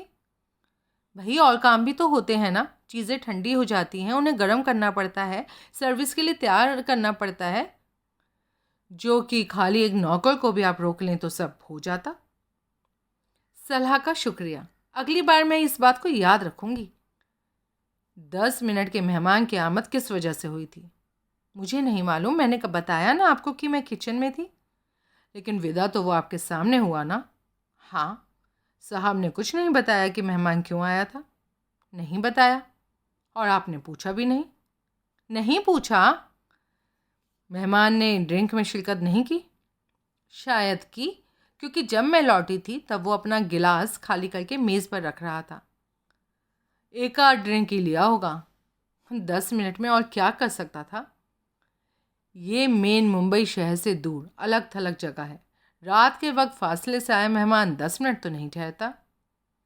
वो पार्टी के दौरान यहाँ पहुँचा होगा, इसलिए शायद संकोच कर रहा होगा, अपने आप को गेट क्रैशर समझ रहा होगा। इसलिए तकल्लुफ़ किया, ड्रिंक के नाम पर बस मुंह झूठा किया। आधे घंटे में उसने कहीं और भी हाजिरी भरनी थी। अच्छा, तो ऐसा बोला उसने? हाँ, मेरे को उसके कोई लोकल आदमी होने की संभावना ज़्यादा जान पड़ती है। आप उसका हुलिया बयान कर सकती हैं? हाँ, कोशिश करती हूँ। अपनी कोशिश में हुलिये की बाबत उसने मुकम्मल गलत बयानी की, उस समेत कोई बात दुरुस्त ना बताई। आप उसका नाम बता पाती तो हमारी बहुत मदद होती। क्या मदद होती? उसकी आमद का आज की वारदात से कोई रिश्ता निकाल सकता था। खामखा। और वारदात का क्या मतलब हुआ? आप समझते हैं कि? और फिर वो जानबूझकर खामोश हो गई। दोनों पुलिस अधिकारियों में से किसी ने उसे जबान देने की कोशिश नहीं की। तो वकील साहब आजकल यहाँ का एक तीसरा बोला आपने, है ना, कॉटेज आबाद किए हैं? हाँ, नमिता ने उत्तर दिया। यहाँ से वो कॉटेज दिखाई देता है? नहीं, अगले कॉटेज के ओट में आ जाता है। अच्छा, आपने कॉटेज से शायद वकील साहब ने कुछ देखा हो? सर, उनसे बात करने के लिए चलें, उनसे मिलने? हाँ, अभी मिलने चलेंगे। ये तो मुझे लगता नहीं कि मुमकिन होगा। पावटे की भवें उठी। वजह? कल रात वो मैंगलोर जाने की बात कर रहा था। मेरे ख्याल से तो वो आज सुबह शायद निकल लिया होगा। आपके ख्याल से ही तो ना? क्या नई कार की? नमिता ने अपने आप से सवाल किया। और उसकी वहाँ गैर मौजूदगी की बात छुपी रह सकती थी? नहीं। मेरे ख्याल से तो, वो बोली, यूं समझिए कि फिगर ऑफ स्पीच के तौर पर कहा था मैंने। असल में तो चला ही गया हुआ होगा, क्योंकि हमारी कार लेकर गया है ना। लेकिन ऐसा क्यों? वकील साहब के पास अपनी कार नहीं है? है, परसों रात बिगड़ गई, वर्कशॉप में है। कल शाम मिलनी थी लेकिन नहीं मिल सकी। ये बात जानकर पुणेकर साहब ने खुद ऑफर किया था कि वो हमारी कार ले जाएं। वो तो मना कर रहा था, लेकिन पुणेकर साहब ने ही इस बाबत जिद की थी, क्योंकि करीबी था, लीगल एडवाइज़र था, बिजनेस एसोसिएट था। हाँ, यही समझ लीजिए। आप लोगों के पास कई कारें हैं? 3 हैं। एक मारुति वैन है जो ज़रूरत पड़ने पर मैं चलाती हूँ, एक अम्बेसडर है जो पुणे का साहब रेगुलर इस्तेमाल करते हैं, और एक सोनाटा है। उसे कौन चलाता है? अभी कोई ख़ास कोई नहीं चलाता, क्योंकि इसी हफ्ते खरीदी ना। और वकील साहब कौन सी कार लेकर गए? सोनाटा। सुना है 10-11 लाख की आती है। जी हाँ, ऊपर से ब्रांड न्यू। यूं नई कार कोई किसी को देता तो नहीं? किसी को नहीं दी सर, वकील साहब को दी है। क्योंकि वो आपके हस्बैंड के बहुत करीबी हैं, लीगल एडवाइज़र हैं, बिजनेस एसोसिएट्स हैं। हाँ, ऐसा ही है। आपको कोई एतराज़? नहीं, मुझे क्या एतराज़ होना है। उसने नागल की तरफ देखा। बेंगलोर जाने की वजह मैम? नागलकर ने पूछा। बेंगलोर नहीं, मैंगलोर। यही बोला मैंने, बेंगलोर जाने की वजह। मैंगलोर, पावटे बोला। बकौल इनके वकील साहब मैंगलोर गए हैं, बेंगलोर नहीं। ओह, बेंगलोर कर्नाटक की राजधानी है और मैंगलोर उससे 350 किलोमीटर दूर कोस्टल टाउन है। ओह, यहाँ से कितनी दूर है ये मैंगलोर? 950 किलोमीटर। ऐसी जगह जिसका कभी मैंने नाम भी नहीं सुना, वो शख्स क्या करने गया, वो भी खुद ड्राइव करके? मैडम से पूछो, मुझसे क्या पूछते हो? नागरकर ने नमिता की तरफ देखा। मुझे नहीं मालूम। कोई अंदाज़ा? नो। पावटे ने फिर नागरकर की तरफ देखा। अगले कॉटेज में कौन रहता है? क्या? मैंने अर्ज किया वकील साहब वाले कॉटेज के और आपके इस कॉटेज के बीच में जो कॉटेज है उसमें कौन रहता है? मिसेस रोटेलो, उम्र दराज गोवानी औरत है, बेवा है, अकेली रहती हैं। उनका आपके यहाँ आना जाना? कभी कभार आ जाती हैं, लेकिन पिछले काफ़ी अरसे से जिसकी बाबत कि आपका सवाल है नहीं आई हैं। मिजाज में कैसी हैं? बहुत भली, नेक और बहुत मीठी। आखिरी बार जब वो आई थी तो आमद की क्या वजह थी? इतवार का दिन था वो। उन्होंने उस सुबह मेरे पति की मोटर बोट की रवानगी की आवाज़ नहीं सुनी थी, तो सोचा था कि शायद उन्हें कुछ हो गया था, इसलिए हालचाल पूछने चली आई थी। उनका अंदेशा सही था? नहीं। क्या बात थी असल में? उनकी तबीयत खराब थी। मिसेस रोटेले को इस इतवार मोटर बोट की रवानगी की आवाज़ नहीं आई और मिस्टर पुणेकर का कुशल वो मिस्टर पणेकर का कुशलक्षेम मालूम करने यहाँ पहुँच गए। इसका क्या ये मतलब है कि वो आवाज़ हमेशा सुनती हैं? हाँ, सुनती हैं या देखती हैं या दोनों। मौसम पर निर्भर करता है। वो 60 साल की हैं, बहुत कम सो पाती हैं और आदतन सुबह बहुत जल्दी उठती हैं। मेरे पति की मोटर बोट की ठीक 5 बजे पायर से रवानगी की मिसेस रोटोलो को हमेशा खबर होती है। कभी वो खबर ना लगे तो अनिष्ट की आशंका तो होती ही है ना। ओह, मैं समझ गई कि क्या हुआ। Heart attack. He had another attack. फिर दिल का दौरा पड़ गया और वो मोटर बोट से समुद्र में जा गिरे। दोनों पुलिस अधिकारियों की निगाह मिली। हे भगवान! मैडम, आप कहती हैं कि वो कंफर्म्ड हार्ट पेशेंट थे, तो संभावना तो इस बात की बराबर है, लेकिन है तो आखिर संभावना ही है। तो ये आपके पशेमान दिल का महज ख्याल ही। इसलिए हौसला रखें और दुआ कीजिए कि ऐसा कुछ नहीं हुआ होगा। नमिता खामोश रही, लेकिन ज़्यादा से ज़्यादा बेचैन दिखाने की कोशिश करती रही। ज़रा अपने पड़ोस की गोवानी मैडम की तरफ फिर तवज्जो दीजिए। आपने फरमाया कि वो काफ़ी अरसे से इधर नहीं आई। इसका क्या ये मतलब हुआ कि तब से आपकी उनसे कभी मुलाकात नहीं हुई? ऐसा तो नहीं है, नमिता सावधान स्वर में बोली। मुलाकात तो आज सुबह ही हुई थी, उनके कॉटेज पर। मैं गई थी ना वहाँ। 24 जनवरी को रिपब्लिक डे सेलिब्रेशन के तौर पर इस इलाके में एक क्राफ्ट्स बाज़ार और फूड फेस्टिवल ऑर्गेनाइज किया जा रहा है। मैं उसकी मैनेजिंग कमेटी पर हूँ। मैं चाहती थी कि मेरे साथ वो भी इसमें हिस्सा लेती, इसलिए इस बाबत बात करने के लिए आज सुबह उनके कॉटेज पर गई थी, लेकिन उन्होंने इनकार कर दिया। सुबह कितने बजे? 6:30 बजे के करीब। इतनी सुबह? हाँ, मैं जल्दी उठ जाती हूँ और मिसेस रोटोलो तो उठ ही जाती हैं। वो तो वक्त की बहुत ही पाबंद है। चाहे आंधी आए या तूफान, वो हर हाल में सुबह 5 बजे उठ ही जाती हैं। तो आप कितनी देर वहाँ ठहरी? चाय वाय पीने में 15-20 मिनट तो लग ही गए थे। बाय द वे, वकील साहब तब तक अपने ट्रिप पर नहीं निकले थे। अच्छा। हाँ, कॉटेज की एक खिड़की से मैंने तब भी उन्हें अपना टाइपराइटर खटखटाते सुना था और एक बार खिड़की के आगे से गुजरते देखा भी था।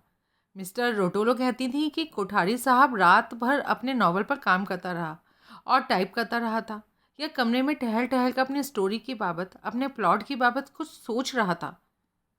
सारी रात? हाँ। यहाँ नमिता ने नई बात जोड़ दी। वजह उसने पिछली रात हमें बताई थी। क्या?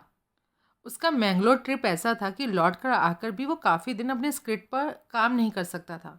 नॉवल एक ऐसे खास मोड़ पर पहुंच गया था कि अगर उसका एक खास प्रसंग वो जल्दी कागज़ पर ना उतारता तो वो उसके जहन से निकल जाता। इसलिए उसने यहाँ पर कहा था कि कल सुबह तक वो इसको अपनी जो स्क्रिप्ट उसके दिमाग में है टाइप कर देगा, और नहीं तो वो फिर मैंगलोर जाना मुलतवी कर देगा। मुलतवी नहीं किया, इसका मतलब कि वकील साहब रात को जितना लिखना चाहते थे सुबह तक लिखने में कामयाब हो गए थे। हाँ, जाहिर है, तभी तो सारी रात लगा रहा। क्योंकि मिसेस रोटोलो ऐसा कहती हैं। हाँ, सारी रात की जामिन वो कैसे बन सकती हैं? सोती नहीं क्या? उन्हें अनिद्रा की बीमारी है ना? कभी तो सोई होंगी मैडम। कभी नहीं सोती तो ये कहने का क्या मतलब कि वो सुबह 5 बजे नियम से उठ जाती हैं? उठ जाती हैं का मतलब ये है एसीपी साहब कि बिस्तर छोड़ देती हैं, सोने की कोशिश छोड़ देती हैं और नए दिन की शुरुआत के लिए तैयार हो जाती हैं। मैडम, आपने कानून की पढ़ाई तो नहीं की हुई? क्यों? ज़रा कमाल की करती हैं आप। मैं ज़रा नहीं करती, मेरी ऐसी कोई मंशा नहीं, लेकिन मुझे आपकी बातों पर बड़ी हैरानी हो रही है। आप मेरे पड़ोसियों के पीछे तो ऐसे पड़ गए हैं जैसे मेरे पति के किसी बुरे अंजाम में उन दोनों का हाथ है। जैसे ये हो ही नहीं सकता कि मेरे पति को हार्ट अटैक हुआ हो। नहीं, ऐसा तो कुछ नहीं है। सच पूछें तो आपके पति की कोरोनरी केस हिस्ट्री के मद्देनज़र मुझे आप ही की बात सबसे ज़्यादा संभावित और विश्वसनीय लग रही है। लेकिन मैं पुलिस अफसर हूँ और मेरी ये ट्रेनिंग है कि मैं हर संभावना पर विचार करूँ। जो और संभावनाएं मुझे विचार करने योग्य लगती हैं उनमें से एक ये है कि जानते बूझते इतवार सुबह आपके पति बीच समुद्र में नोडल पॉइंट पर अकेले होते थे। कोई जना या कोई जने बोट पर चढ़े, उन्होंने आपके पति को अपने काबू में किया या फिर फिरौती हासिल करने के लिए अगवा कर ले गए हों। क्या आपको मालूम है क्या? लेकिन आपकी अपनी ज़बान कहाँ कबूल करेंगी? क्या गैंग किलिंग? आपकी ये कहने की मजाल हो रही है कि मेरे हस्बैंड गैंगस्टर हैं? देखा, नमिता खामोश हो गई। उसने दिखावटी अंदाज में कई बार पहलू बदला।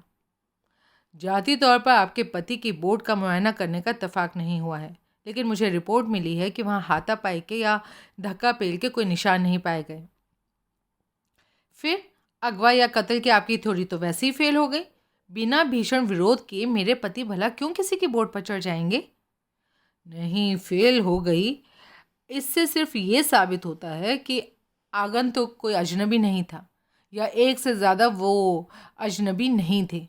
जो कोई भी बोट पर चढ़ाया वो मिस्टर पुणेकर का जान पहचान और भरोसे का आदमी था, जिसकी 20 समुंदर बोट पर आमद से उन्हें कोई एतराज़ नहीं था।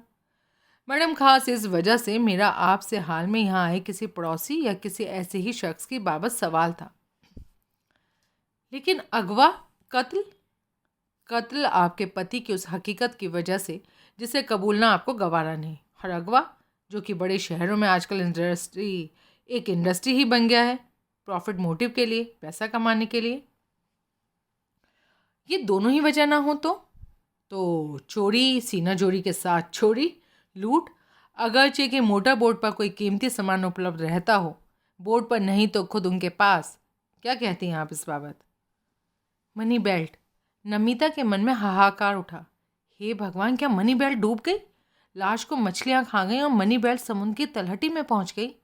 नहीं नहीं, ऐसे नहीं हो सकता। कोठारी जैसा काया शख्स ऐसा कैसे होने दे सकता है? जवाब दीजिए मैम। वो मिस्टर पुणेकर कैश में बड़ी बड़ी रकमें पास रखने के आदी हों, कीमती ज्वेलरी पहनने के आदी हों। आजकल तो हीरे की एक अंगूठी ही लाखों में आती है। लोग बाग कई कई अंगूठियाँ पहनते हैं, कीमती जवाहरात से जड़े आइडेंटिटी ब्रेसलेट पहनते हैं, लाखों की घड़ियाँ, गले की चैन तक जेम्स से जड़ी होती हैं।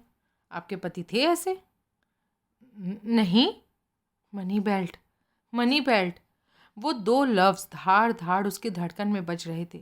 क्या वो मनी बेल्ट की बाबत पुलिस को बताए? क्या ये हो सकता था कि उस माहौल की वक्ती टेंशन में कोठारी मनी बेल्ट को भूल गया हो? कैसे हो सकता था ये? लेकिन अगर मनी बेल्ट उसने कब्जा ली थी तो उसका उसकी चिट्ठी में जिक्र क्यों नहीं किया था? क्योंकि यार दगा दे गया, मनी बेल्ट ले गया। बैंक की 5 करोड़ की एफडी 13 उधार थी, मनी बेल्ट 9 नकद की। गई, उसके दिल की आवाज़ निकली, कार भी गई। हे भगवान। दोनों पुलिस अधिकारी पगडंडी वाले रास्ते से मिसेस रोटोलो के कॉटेज पर पहुंचे। इंस्पेक्टर नगरकर की निगाह में अगर वो हार्ट अटैक और डूब मरने का केस था तो वो परेड बेकार थी। एसीपी मनोहर पावटे सैद्धांतिक तौर पर उससे सहमत था, लेकिन कुछ बातें ऐसी थी जो नमिता पुणेकर से मुलाकात के बाद उसे गैर मामूली जान पड़ती थी। इन बातों का जिक्र वो अभी इंस्पेक्टर से नहीं करना चाहता था, क्योंकि उनकी बाबत उसका ख्याल गलत भी हो सकता था। फिलहाल वो कूद कर किसी नतीजे पर नहीं पहुंचना चाहता था। दूसरे इंस्पेक्टर को ये नहीं मालूम था कि ताज़ा बने एसीपी का नमिता पुणेकर से पहले भी वो भी एक कत्ल के केस में वास्ता पड़ चुका था। इतने थोड़े अरसे में एक हाउसवाइफ का क्यों कर 2 गंभीर वारदातों से रिश्ता था? तफ्तीश का मुद्दा था बराबर। मिसेस रोटोलो ने बहुत ही सौजन्यतापूर्ण ढंग से उन्हें रिसीव किया, उनका परिचय प्राप्त किया और उनकी आमद की वजह समझी। ओह सांता मारिया, वो गले में लटके क्रॉस को छूती हुई बोली। अर्ली मॉर्निंग में तो मैं उसका अपना प्राइवेट पायर का डायरेक्शन में जाता देखा। 5 AM on the dot, as usual, as always. तब आपने कोई गैर मामूली, कोई खटकने वाली बात नोट की थी? No, not at all, as usual. सुबह बहुत धुंध थी। यस, बट मैं सब चौकस करके देखा। सर पर नेवी वाला वाइट पीक कैप पहने जैसे हमेशा जाता था, वैसे आज मॉर्निंग में भी जाता था। कंधे पर बड़ा वाला कैनवस का बैग लाद कर मिसेस पुणेकर मॉर्निंग में इधर आया तो बोला बोर्ड पर खाने पीने का सामान फिनिश था, कैंड गुड्स का फ्रेश सप्लाई लेकर जाता था। आपके इस बाजू मिस्टर एंड मिसेस पुणेकर रहते हैं, दूसरे बाजू भी मालूम कौन रहता है? बट ऑफ कोर्स, मैं इधर सबको जानता है, सब मेरे को जानता है। दूसरे बाजू के कॉटेज में आजकल मिस्टर कपे कोठाले ही रहता है, जो एडवोकेट, बट इधर आकर नॉवल लिखता, murder mystery. You know, advocate Punekar दंपति से वाकिफ़ है?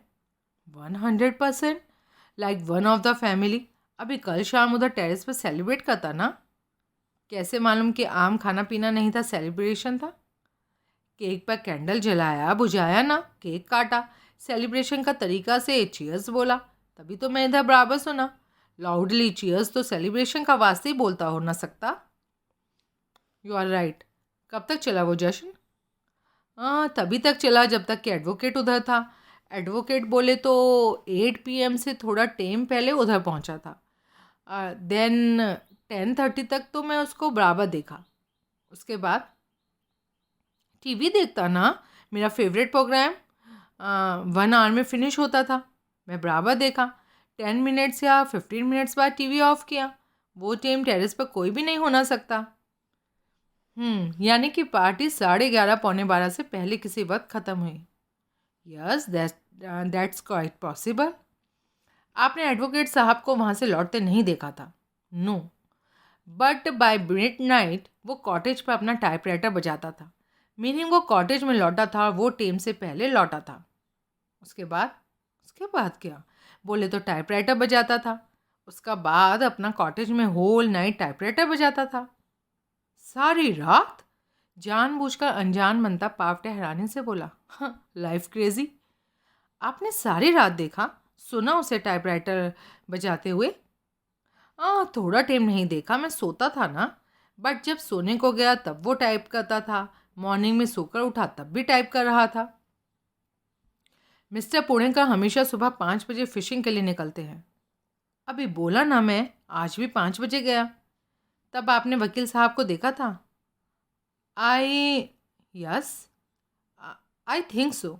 उधर उसका कॉटेज में लाइट जलता था। एंड अभी बोले तो मिस्टर पुणेकर का पाया डिफरेंट डायरेक्शन में। एक टाइम में 2 डायरेक्शन में तो नहीं देखना सकता। मतलब क्या हुआ इसका? मतलब, ओह यस, बोले तो मिस्टर पुणेकर के पाया से चले जाने के बाद मेरे को फीलिंग आया कि टाइपराइटर का आवाज़ नहीं आ रहा था। क्यों नहीं आ रहा था? राइटर सोचता होगा, प्लॉट बनाता होगा, या सोचता होगा कि अब टाइप नहीं करना। इधर उसने एक उंगली से अपनी कनपट्टी ठकठकाई। सब सेट हो जाता तो शायद फिर टाइप करता होगा ना। ये खामोशी का दौर कितना अच्छा चलता था। अब मैं क्या बोलेंगा, टाइम क्लॉक करके तो रखा नहीं ना। Maybe half an hour, maybe 1 hour, maybe 1 more. मैं स्टॉप वॉच लेकर तो उसका वॉच किया नहीं। बोले तो वॉच ही नहीं किया।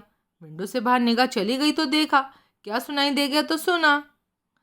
आई सी। तुम क्या सोचता मैन, मिस्टर पुणेकर की डिसअपीयरेंस का साथ और एडवोकेट का कोई लिंक हो ना सकता? He has anything to do with us? Pawte से जवाब देते नहीं बना। उसने नगरगढ़ की तरफ देखा तो उसने अनभिज्ञता से कंधे उचकाए। मैडम, अभी इस बाबत कुछ कहना जल्दी होगा। ओके। तो नगरकर बोला, आपके ख्याल से मिस्टर पुणेकर और एडवोकेट एक दूसरे के बहुत करीबी हैं। उनके आपसी ताल्लुकात बहुत उम्दा हैं, इतने उम्दा हैं कि खुशी के मौके पर एक साथ सेलिब्रेट करते हैं। Yes, I guess so. He is like one of the family. तभी तो ऐसा काम भी करता ना जो दूसरा कोई किधर करता। क्या कहा?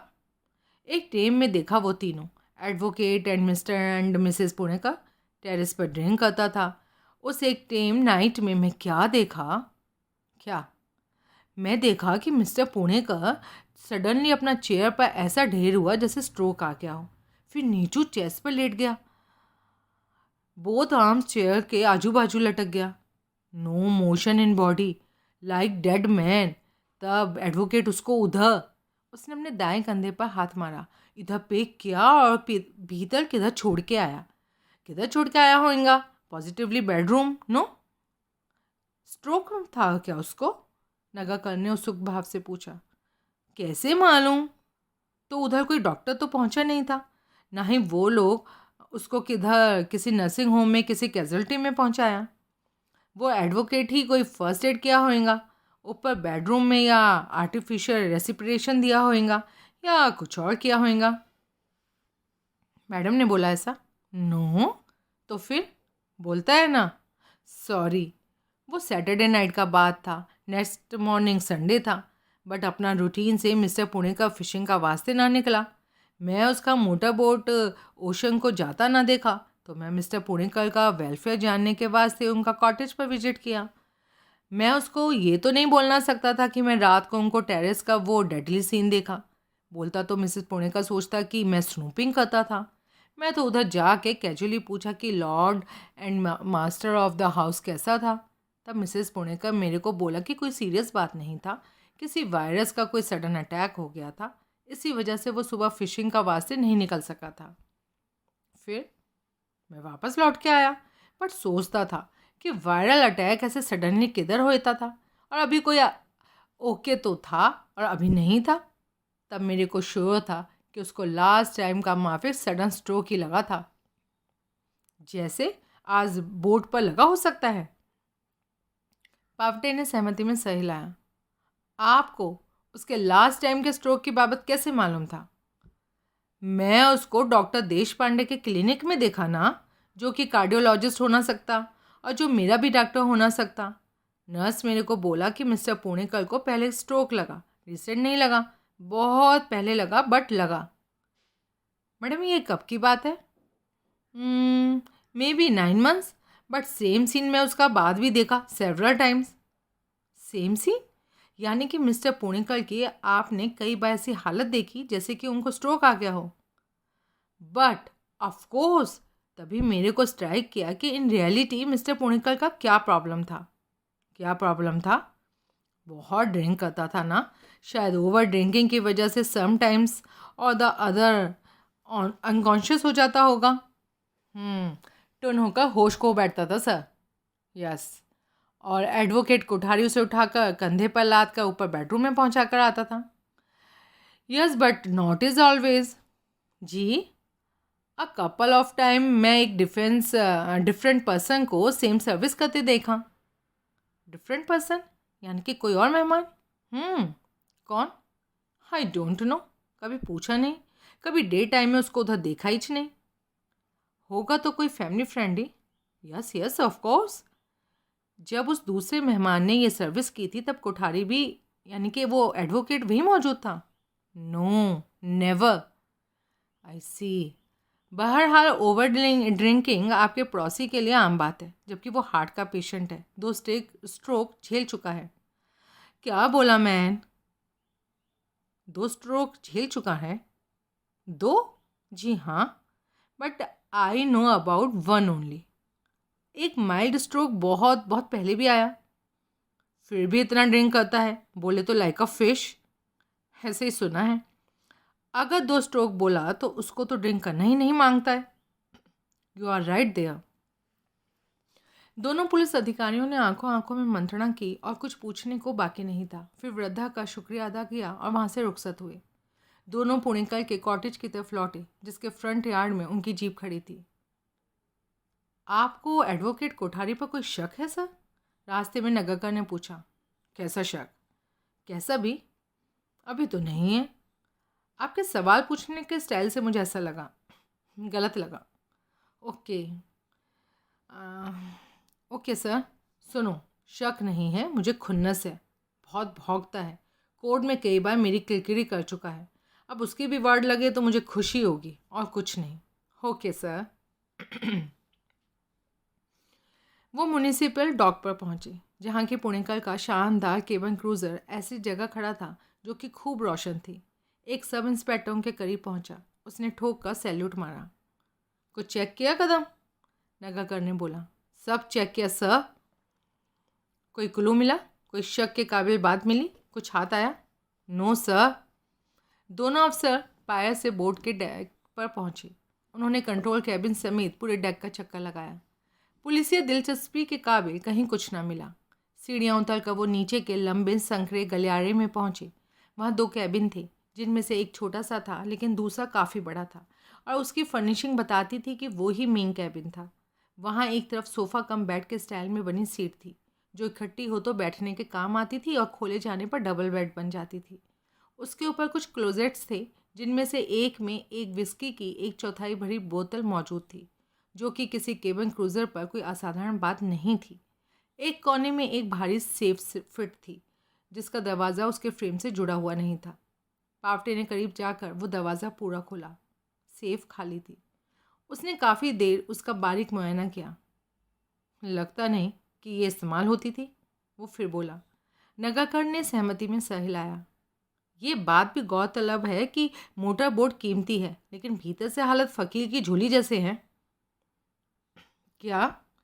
मतलब सर, खाली खाली सी है। हाँ, पर क्यों है ऐसा? तुम कुछ भूल रहे हो, सोचो। क्या? बोर्ड पर खाने पीने का सामान फिनिश। मिसेस रटोलो के लहजे की नकल करता पावटे बोला। और कैंड गुड्स का फ्रेश सप्लाई लेकर जाता था। कहाँ है कैंड गुड्स की फ्रेश सप्लाई? कहाँ है कैनवस का बड़ा वाला बैग? इसका तो एक ही मतलब हो सकता है। क्या? बोट लुट गई। लूट का विरोध करता बोट का मालिक शहीद हो गया और इसी वजह से सेफ खुली है। करेक्ट। शायद यही वजह है कि लगता नहीं कि बोट का मालिक यहाँ फिशिंग करता रहा था। कैसे? वो मॉडर्न बंसी तो उधर दीवार के साथ बनी ब्रैकेट में लगी हुई है, लेकिन बैट, मछली पकड़ने का चारा, कहीं नहीं है। शायद ऊपर डेक पर हो या कंट्रोल कैबिन में हो। शायद। ऊपर हम चारे की तलाश में नहीं थे, इसलिए हो सकता है हमारी निगाह उस पर ना पड़ी हो। देखते हैं। वो वापस ऊपर पहुंचे, जहां उन्होंने इस बार बड़ी बारीक निगाहबीनी की। कुछ नहीं मिला। पावटे उस बड़ी मोटर बोट के आगे भाग में था, जो कि बो कहलाता था, और उधर की बोट जैसे ही सफ़ेद पेंट में पुती कदरन नीची रेलिंग का मुआयना कर रहा था। नगर का उसके करीब पहुंचा। कुछ मिला? लगता तो है। बोट पूरी तरह से रोशन थी, फिर भी उसने टॉर्च काबू में की और उसकी रोशनी रेलिंग पर डाली। टॉर्च की रोशनी में एक छोटा सा अठन्नी के नाप का गहरी रंगत वाला धब्बा चमका। देखो, ये क्या है? नगर का और करीब उसके पहलू में पहुंचा। उसने झुक कर धब्बे का मुआयना किया। खून? बिल्कुल। उसने जेब से अपना एक विजिटिंग कार्ड निकाला। उससे बड़ी सावधानी से धब्बे की एक साइड को तनिक खुरचा। फिर कार्ड का वो कोना उसने ऊंचा करके आंखों के सामने किया। सफ़ेद कार्ड का कोना लाल लग रहा था। समुद्री हवा की नमी की वजह से धब्बा ऊपर से सूख गया है, लेकिन नीचे से अभी भी नम है। ये यकीनन खून का धब्बा है। पर रेलिंग पर कैसे लगा? ये तो तफ्तीश का मुद्दा है। वैसे एक तरीके से देखा जाए तो इससे हार्ट अटैक वाली थ्योरी को सपोर्ट मिलता है। उसको यहाँ आते ही फिशिंग शुरू करने से भी पहले स्ट्रोक आ गया, जिसकी वजह से ढेर होने लगा तो सर रेलिंग से टकराया और वो इस पर से उलटकर समुद्र में जा गिरा। कहानी ख़त्म। तो सर फिर तो केस भी ख़त्म। मुमकिन है, लेकिन कुछ बातें फिर भी परखी जाने के काबिल हैं। उन्हें हम परखेंगे। कौन सी बातें?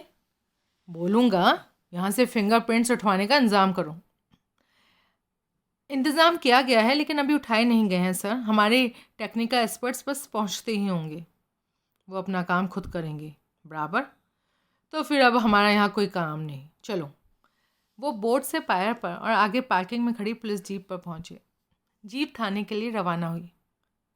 कौन सी बातें परखी जाने के काबिल हैं सर? तब नगर का उत्सुक भाव से बोला। उनके लाइफस्टाइल से उनके खुद से ताल्लुक़ रखती बातें। मसलन बीवी कड़क जवान है, जबकि खाविंद, मैं जाती तौर से जानता हूँ, उम्र दराज शख्स है। मसलन हार्ट का पेशेंट है, 2 झटके झेल चुका है, फिर भी शहर से इतना दूर ऐसी जगह पर रहता है जहाँ उसे 22-14 सीढ़ियाँ अक्सर उतरना चढ़ना पड़ता है। कोई निष्ठावान बीवी क्या अपने ऐसे केस हिस्ट्री वाले हस्बैंड को ऐसे टॉर्चर की इजाज़त देगी? नहीं, लेकिन वो कहती थी कि वो हफ्ते में एक ही बार ड्रिल करता था। हाँ, उसके कहने से क्या होता है। हफ्ते में एक बार की ड्रिल फिशिंग की वजह से हो सकती है, लेकिन जो शख्स प्राइवेट बीच वाली कॉटेज में रहता हो, ये कोई मानने की बात है कि बीच का समुद्र का आनंद लेने के लिए वो कभी सीढ़ियाँ नहीं उतरता होगा। तैरने पर तो पाबंदी है, लेकिन इतनी सीढ़ियाँ उतरने चढ़ने पर तो कोई पाबंदी नहीं। बीवी गोवा में कहीं शिफ्ट करने की बात कर रही थी, क्या पता उस फैसले में ये बातें भी वजह हों। खाली बात कर रही थी, शिफ्ट कर तो नहीं लिया सर। जब तक शिफ्ट कर नहीं लेते तब तक तो पुणेकर के साथ ये तमाम प्रॉब्लम थी ना। नंबर 2, उम्रदराज शख्स की नौजवान बीवी अलग बेडरूम में रहती है।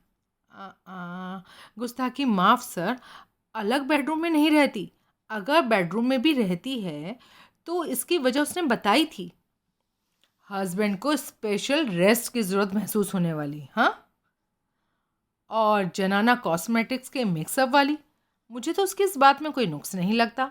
जब वो इतने बड़े कॉटेज में रहते हैं तो क्यों ना 2 बेडरूम इस्तेमाल करें। तुम उसकी हिमायत कर रहे हो? अरे नहीं पावटे साहब, मैं सिर्फ ये कहने की कोशिश कर रहा हूँ कि ऐसा कोई हिंट हमें नहीं मिला है जिससे ये जाहिर हो कि दोनों में जिनसी ताल्लुकात ख़त्म थे, इसलिए वो अलग अलग बेडरूम में रहते थे। मैंने ऐसे अक्खड़ मिजाज मर्द अपनी आंखों से देखे हैं जो बीवी से सेक्स करने के बाद या तो खुद उठ के कहीं चल देते हैं या उसे हुक्म देते हैं, जाओ कहीं और। ऐसा?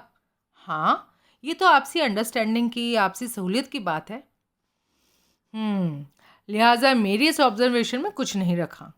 हाँ, मैं क्या कहूँ सर, वो हैवी ड्रिंकर है। बाज़ औरतों को बेवड़े के साथ सोने में शायद परेशानी होती है, जबकि ये औरत लगता है खुद बेवड़ी है। कहाँ से लगता है? जब टेरेस पर डिनर की पार्टीज होती हैं जिसमें वो शरीक होती है, तो और क्या हुई। औरतें अमूमन सोशल ड्रिंकर्स होती हैं सर, कंपनी देने के लिए ड्रिंक करती हैं। क्या पता वो भी वैसी ड्रिंकर हो। मैं एक बात और बोलता हूँ, उसके बाद फैसला करना कि वो कैसे ड्रिंकर है। बोलिए। जब मैं पानी के लिए किचन में गया था तो मकसद पानी नहीं था, किचन की खिड़की से कॉटेज के उधर के पहलू में झांकना था। मैंने जब खिड़की से बाहर झांका था तो उधर मुझे एक कूड़ेदान दिखाई दिया जिसके बाजू में खाली बोतलें पड़ी थी। कितनी भला? 8, 5 विस्की की और 3 वोदका की। मेहमानों की वजह से। बीवी ने खुद कहा था कि एडवोकेट कोठारी को छोड़कर हाल में कोई मेहमान वहाँ नहीं आया था। उधर से कूड़ा कलेक्ट करने वाला हर हफ्ते आता है, परसों आएगा। यानी कि वो बोतलें 5 दिन में खाली हुई थी। इसका क्या मतलब हुआ? हस्बैंड वाइफ दोनों बेवड़े हैं। बीवी कम होगी, लेकिन हस्बैंड के हैवी ड्रिंकर होने की तो पड़ोस से भी तस्दीक हुई है। जो शख्स ड्रिंक करने बैठा बैठा बेहोश हो जाता हो, कल्पना करो वो कितनी विस्की पीता होगा। This is like death wish, ऐसा तुम समझते हो। बाज़ लोगों को खुशफहमी होती है कि जो अंजाम औरों का हुआ था वो उनका नहीं होने वाला था। हाँ, ये बात भी ठीक है, लेकिन इस वक्त बहस का मुद्दा खाविंद नहीं, बीवी है, जिसे तुम कहते हो कि शायद सोशल ड्रिंकर हो, सिर्फ कंपनी की खातिर पीती हो।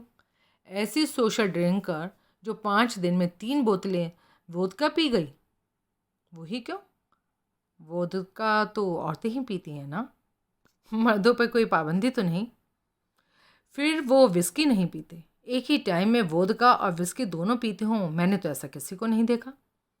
हाँ, आप एक ही टाइम में पीने की बात करते हैं, मैंने एक गिलास में पीते देखा है। क्या? आधी वोदका आधी विस्की बराबर एक लार्ज।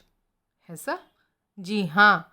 बहरहाल आप ये कहना चाहते हैं कि बीवी भी बेवड़ा है, उसका हस्बैंड के बेवड़ा होने से कोई परेशानी नहीं थी और होनी भी नहीं चाहिए। हाँ, तो फिर हस्बैंड की तरह बीवी कभी पीकर आउट होती क्यों नहीं देखी गई? क्योंकि वो नौजवान है, उसकी बर्दाश्त ज़्यादा होगी। Sir, I beg to differ. हो भले ही वो कुछ भी, लेकिन सिर्फ खाली बोतलों से ऐसे नतीजे निकालना, इट इज़ टू फॉरफेस्ट। ऐसा? हो सकता है कुछ खाली बोतलें किचन के भीतर पड़ी हों, एक अरसे से पड़ी हों और वो आजकल में ही कूड़ेदान के करीब बाहर रखी गई हों। अगर ऐसा है तो ये नहीं कहा जा सकता कि वो 8 बोतलें पिछले 5 दिनों में खाली हुई। Good, very good. अब इस केस की मेरी पर्सनल ऑब्जर्वेशन सुनो और इसके बारे में अपने कमेंट्स जारी करो। जी फरमाइए। मेरी जाती राय ये है कि ये मिसेज़ नमिता पुणेकर एक बदकार औरत है जिसे अपने उम्र दराज खसम के मुकाबले में हर नौजवान मर्द पसंद है और अपनी जिनसी भूख मिटाने के लिए वो हमेशा मौके तलाशती रहती है। ये वकील जो कि कोई नावल लिखने की कोशिश में, नावल माय फुट, आजकल पड़ोस में बसा बताया जाता है, उस औरत की फैन क्लब का चार्टेड मेंबर है। मुझे शक है कि ऐसे ही उसके ताल्लुकात प्रोफेसर प्रफुल्ल सिंगला नाम के उस डॉक्टर से हैं जिसने कि श्यामली सावंत नाम की लड़की के कत्ल के केस में वकील को और इस औरत को बतौर अपनी एलिबाई पेश किया था। तब मुझे इस बात से कुछ लेना देना नहीं था, लेकिन अब हो सकता है कि ये तीनों, डॉक्टर, वकील और ये औरत, उस रात, एलिबाई वाली रात, एशली क्राउन प्लाजा के पिकाडोली रेस्टोरेंट में ड्रिंक डिनर में मशगूल थे, जबकि औरत का खाविंद उसके साथ नहीं था। तब मुझे इस बात से कोई मतलब नहीं था, लेकिन अब मौजूदा केस की रूह में कि क्यों एक शादीशुदा औरत अपने हस्बैंड की हाजिरी के बिना आधी रात से भी बाद हस्बैंड के वकील और डॉक्टर के साथ मौज मेले में मशगूल थी। सब बड़े लोगों की बड़ी बातें, पुणेकर काहे का बड़ा लोग। आपकी निगाह में नहीं होगा, औरों की निगाह में तो रुतबे और रसूख वाला बराबर है। 15 नाइट क्लबों का मालिक है, मवाली है, गैंगस्टर है। आप कहते हैं, कहते क्या है समझते हैं, और तो कोई नहीं कहता सर। तुम ज़रूर उन लोगों की हिमायती हो। हाँ, मजाक कर रहे हैं। हाँ, शुक्र है। अब जो खाका आपने खींचा है उसका नतीजा भी तो बयान कीजिए। नतीजा यही है कि हसीन औरतों के हाथों बेवकूफ़ बनना मर्द की नियति होती है, और पुणेकर बन रहा था। उसे जानबूझकर टुंग करके रास्ते से हटाया जाता था, और फिर ऐसा करने वालों की बीवी और उसके बैंग बैंग क्लब के चार्टेड मेंबर्स की चांदी थी। मिसेस रोटालो के बयान से ऐसे 2 मेंबर तो उजागर हुए ही हैं, जिनमें से एक की, एडवोकेट कपिल कोठारी की, शिनाख्त हुई है और दूसरे की होनी है। लेकिन ना जाने क्यों मेरा दिल गवाही देता है कि वो दूसरा डॉक्टर प्रफुल्ल सिंगला के अलावा कोई हो ही नहीं सकता। पावटे साहब, गुस्ताखी माफ़। मैं तो यही कहूँगा कि आपकी इमेजिनेशन ओवर टाइम कर रही है। जो कुछ आप कह रहे हैं, अव्वल तो उसका कोई सबूत नहीं है, और है भी तो इसका मौजूदा केस से क्या रिश्ता है? पूरा पूरा रिश्ता है। सदानंद पुणेकर का किरदार कैसा भी है, लेकिन है तो वो दौलतमंद सा आदमी। अब सोचो, दौलत के लिए औरत क्या नहीं कर सकती और क्या नहीं करवा सकती। बीवी की निगाह खाविंद की दौलत पर, और किस चीज़ पर होगी? एक परी चेहरा हसीना को देने के लिए दौलत के सिवाय पुणेकर जैसे उम्रदराज शख्स के पास और था ही क्या? लेकिन सर, खाविंद का जैसा लाइफस्टाइल है, जैसी हरकतें हैं, उसके रूह में तो परलोक सिधारने के लिए वो वैसे ही तैयार कैसे? बेसब्रों से सब्र कहाँ होता है। लिहाजा जो काम कुदरत की किए नहीं हो रहा, उसको करने का बीड़ा इस औरत ने उठाया, इन एसोसिएशन विद यार बादशाह, एडवोकेट कपिल कोठारी। जब आप कहते हैं कि औरत की फैन क्लब के कई मेंबर हो सकते हैं, एक डॉक्टर सिंगला की बाबत तो बोला भी आपने, तो एसोसिएट एडवोकेट कोठारी ही क्यों? क्योंकि वो करीब है, क्योंकि उसका करीब होना मुझे शक में डालता है। नॉवल लिख रहा है, माँ का सर लिख रहा है। हम उसे चैलेंज करें कि वो साबित करे कि वो नॉवल लिख रहा था, तो वो साबित कर देगा। अगर सारी खिचड़ी पहले से पकी हुई है तो उसने इसका इंतज़ाम पहले से कर रखा होगा। कैसे? फोर्ट में काला घोड़ा के इलाके में उसका ऑफिस कम रेजिडेंस है। वहाँ हर इतवार को पुरानी किताबों का बाजार लगता है। वहाँ से एक पुराना अनजाना ऐसा नॉवल लाया होगा जिसके लेखक का किसी ने नाम तक नहीं सुना हो, और ढूंढे से जिसकी दूसरी कॉपी ना मिले। उसे पढ़ा होगा और फिर उसे टाइप करने बैठ गया होगा। सवाल होने पर कि टाइप शुदा शीट्स पेश कर देगा। ओह हाँ, कि वकील है ना, इतनी सी बात नहीं सोच सकता। वो गायब है सर, पुणे का फैमिली की नई कीमती कार के साथ गायब है। ये शक की सुई खास अपनी तरफ घुमाने वाली हरकत नहीं हुई। एन वक्त पर हिम्मत दगा दे गई होगी। कौन सी हिम्मत? किस बात की हिम्मत? सोचो, आपका इशारा कत्ल की तरफ है, और किसकी तरफ है? बोर्ड पर तो आप हार्ट अटैक और एक्सीडेंट की थ्योरी को सपोर्ट कर रहे थे। वो भी एक थ्योरी है, ये भी एक थ्योरी है, कोई और थ्योरी भी वजूद में आ सकती है। खुद फैसला करो कि किससे में संभावनाएं ज़्यादा हैं। कत्ल में? कातिल वकील? क्यों नहीं? फिर कैंड गुड्स की सप्लाई के गायब होने का क्या मतलब? सेफ के खुली होने का क्या मतलब? ये मतलब कि वो किन्हीं लुटेरों का काम लगे। आपकी तमाम बातें कबूल, लेकिन वो कातिल कैसे हो सकता है? वो तो पहले अपने कॉटेज में बैठा टाइप कर रहा था, फिर मैंगलोर के लिए रवाना हो गया। उसने कत्ल को क्यों कर अंजाम दिया? वो खुद बोलेगा ना। इसी वास्ते तो उसको थामने का है, उसका बयान लेने का है। हमें उसके लिए ऑल पॉइंट बुलेटिन जारी करना होगा। सोच लीजिए सर, वकील है, बेगुनाह हुआ ना तो कहर बरपा देगा। इस बार आपकी सारी किरकिरियों की मदद किरकिरी करा देगा। खामखा नगरकर, हमने उसे गिरफ्तार नहीं करना है, क्वेश्चनिंग के लिए अवेलेबल बनाना है। नगरकर ने अनमने भाव से सहमति में सर हिलाया।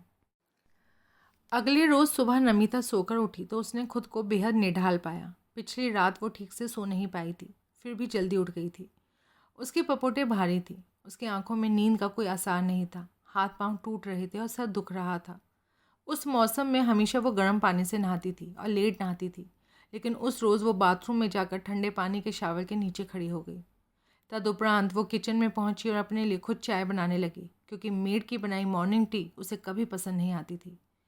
पानी उबलने के इंतज़ार में वो खिड़की के करीब जा खड़ी हुई, जिससे में से सुबह की धूप भीतर दाखिल हो रही थी। उसकी निगाह दूर समुद्र तक भटकी, लौटी तो कूड़ेदान के करीब अटकी। बोतलें, विस्की और वोदका की खाली बोतलें। उसकी चेतना को जोर का झटका लगा। तो ये वजह थी कि ताज़ा बने एसीपी मनोहर पावटे के पानी के बहाने किचन में आने की। इस वजह से वो पूछ रहा था कि वहाँ हालिया पार्टी कब हुई थी और कूड़ा उठाने वाला कब आता था। उन 8 खाली बोतलों से ज़रूर उस पुलिसिए ने ये नतीजा निकाला था कि वो मियाँ बीवी दोनों बेवड़े थे। उफ, दोनों नहीं तो उनमें से एक तो यकीनन था। कौन? अगर वो विवेकपूर्ण फैसला करता तो यकीनन सदा को चुनता, जो कि मर्द था, उम्र दराज था और उस सोशल ब्रैकेट में था जिसमें कि विलासिता पर जोर होता है। लेकिन दिल का मरीज़ था, जिसके लिए बोतल को ज़्यादा मुंह लगाना घातक साबित हो सकता था। इसलिए बीवी, हसीना बीवी, जिसके पड़ोस में उन दिनों मियाँ का मुंह लगा हैंडसम वकील बसा हुआ था, जो कि उसी दिन उनकी नई नवेली कार को लेकर गायब हो गया था जिस दिन मियाँ गायब हुआ था, चुरा कर। तौबा! तभी बिजली की केतकी में पानी उबल गया और इसकी सूचना खट की आवाज़ के साथ हुई। उसने अपने लिए चाय बनाई और उसके साथ डाइनिंग रूम के कुर्सी पर आ बैठी। उस पड़ी एक ही कुर्सी पर बैठी हुई वो एक ही सवाल उसके जहन में बज रहा था। क्या पावटे उसके खिलाफ कुछ साबित कर सकता था? नहीं कर सकता था। उसकी अकल का जवाब था। सबूत कहाँ था? कोई सबूत था तो वो तो मिसेस रोटोलो की गवाही की सूरत में था और वो उसके हक में था। मिसेस रोटोलो ने सुबह 5 बजे सदा को फिशिंग के लिए निकलते देखा था। वो कोठारी के सारी रात टाइप करता रहा होने की गवाह भी थी। नहीं, उसके खिलाफ कुछ साबित नहीं किया जा सकता था। लेकिन जिस बात में उसे पहले कोई नुक्स नहीं दिखाई दिया था, वो उसे अब बिल्कुल गलत लग रही थी। कोठारी को सवेरे ही नहीं खिसक जाना चाहिए था। उसे कल का दिन ज़रूर रुक जाना चाहिए था और उसे कार नहीं ले जानी चाहिए थी।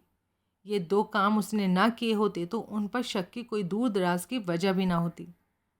जो दूसरा ख्याल सारी रात उसके जहन में बसता रहा था वो मनी बेल्ट की बाबत था। क्या उसके खिसकने के पीछे वो मनी बेल्ट थी?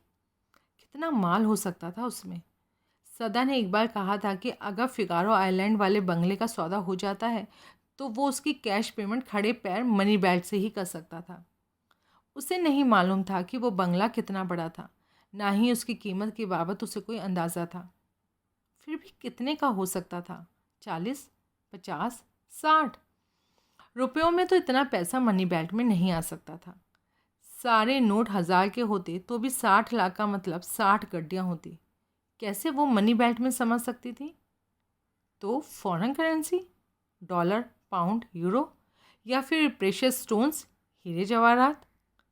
1 करोड़ का माल भी अगर उस मनी बेल्ट में था तो क्या वो रकम जमा कार नियत मैली करने के लिए काफ़ी थी? उस रकम के लिए क्या कोठारी खुद उससे भी विमुख हो सकता था? कैसे हो सकता था? वो तो उसे दिलो जान से चाहता था। क्या वाकई? हाँ हाँ हाँ, उसका दिल गवाही देता था कि कपिल कोठारी की चाहत में कोई खोट नहीं था। आखिरकार सब कुछ ठीक हो जाने वाला था। खुद वो सब कुछ ठीक कर लेने वाला था। वाकई अगर मनी बेल्ट में करोड़ रुपया था तो क्या वो शुरू से ही था या हाल में मुहैया किया गया था? उस सवाल का जवाब उसे तारदेव के उस बैंक से मिल सकता था जिसमें सदा का वो निजी अकाउंट था, जिसे वो अपना एक्टिव अकाउंट बताया करता था। ठंडी होकर बदमज़ा हो चुकी चाय को उसने तिलांजलि दी और बैंक में फ़ोन लगाया। जवाब मिला कि धन की निकासी से संबंधित जानकारी किसी को नहीं दी जा सकती थी। लेकिन मैं कोई नहीं हूँ, अकाउंट होल्डर की बीवी हूँ, मिसेस सदानंद पुड़ेकर हूँ। वांछित उत्तर उसे तब भी ना मिला, लेकिन ये राय उसे बराबर मिली कि वो आकर ब्रांच मैनेजर से बात करे। उसने फ़ोन पटक दिया। सर्कल के एसीपी का ऑफिस गोरेई थाने के ही परिसर में था। थाने के एसएचओ इंस्पेक्टर नगरकर ने ऑफिस में कदम रखा तो एसीपी मनोहर पावटे को वहां मौजूद पाया। दोनों में अभिवादनों का आदान प्रदान हुआ। आप अखबार नहीं पढ़ते? नगरकर ने बोला। पढ़ता हूँ भाई, क्यों पूछ रहे हो? कल पढ़ा था? नहीं, कल तो नहीं पढ़ा था। कल दरअसल घर में अखबार आया ही नहीं था और कहीं अखबार पढ़ने का इत्तेफाक नहीं हुआ था। मेरे साथ भी ऐसे ही हुआ था। कल और आज के अखबार मैंने आज अपने ऑफिस में इकट्ठे पढ़े देखे। अखबार का जिक्र किस लिए? कल के अखबार में एक ख़ास खबर छपी है। किस बाबत? जिस डॉक्टर का कल आप उस औरत के, मिसेस नमिता पुणेकर के, जिसका खाविंद गुम है, आप जिक्र कर रहे थे। हाँ, डॉक्टर प्रफुल्ल सिंगला। वही। अखबार के मुताबिक वो कल एक रोड एक्सीडेंट में मारा गया है। अच्छा, ये देखिए कल के अखबार की सुर्खी। माहिम क्रीक के पुल पर एक्सीडेंट हुआ, कार रेलिंग तोड़ती हुई समुद्र में जा गिरी। पावटे ने गौर से पिछले रोज़ के अखबार की खबर पढ़ी। कमाल है, इसने भी अभी मरना था। मैं तो आज इससे मिलने जाने की सोच रहा था। लेकिन सर, लाश बरामद नहीं हुई। हो जाएगी ना, बरामद होने की वजह छपी है ना। इम्पैक्ट से कार का दरवाज़ा खुल गया और लाश कार से बाहर जा गिरी, समुद्र में बह गई। बरामद होगी? हो सकती है। लाश फूल जाए तो किनारे आ लगती है, समुद्र में दूर बह गई तो गई।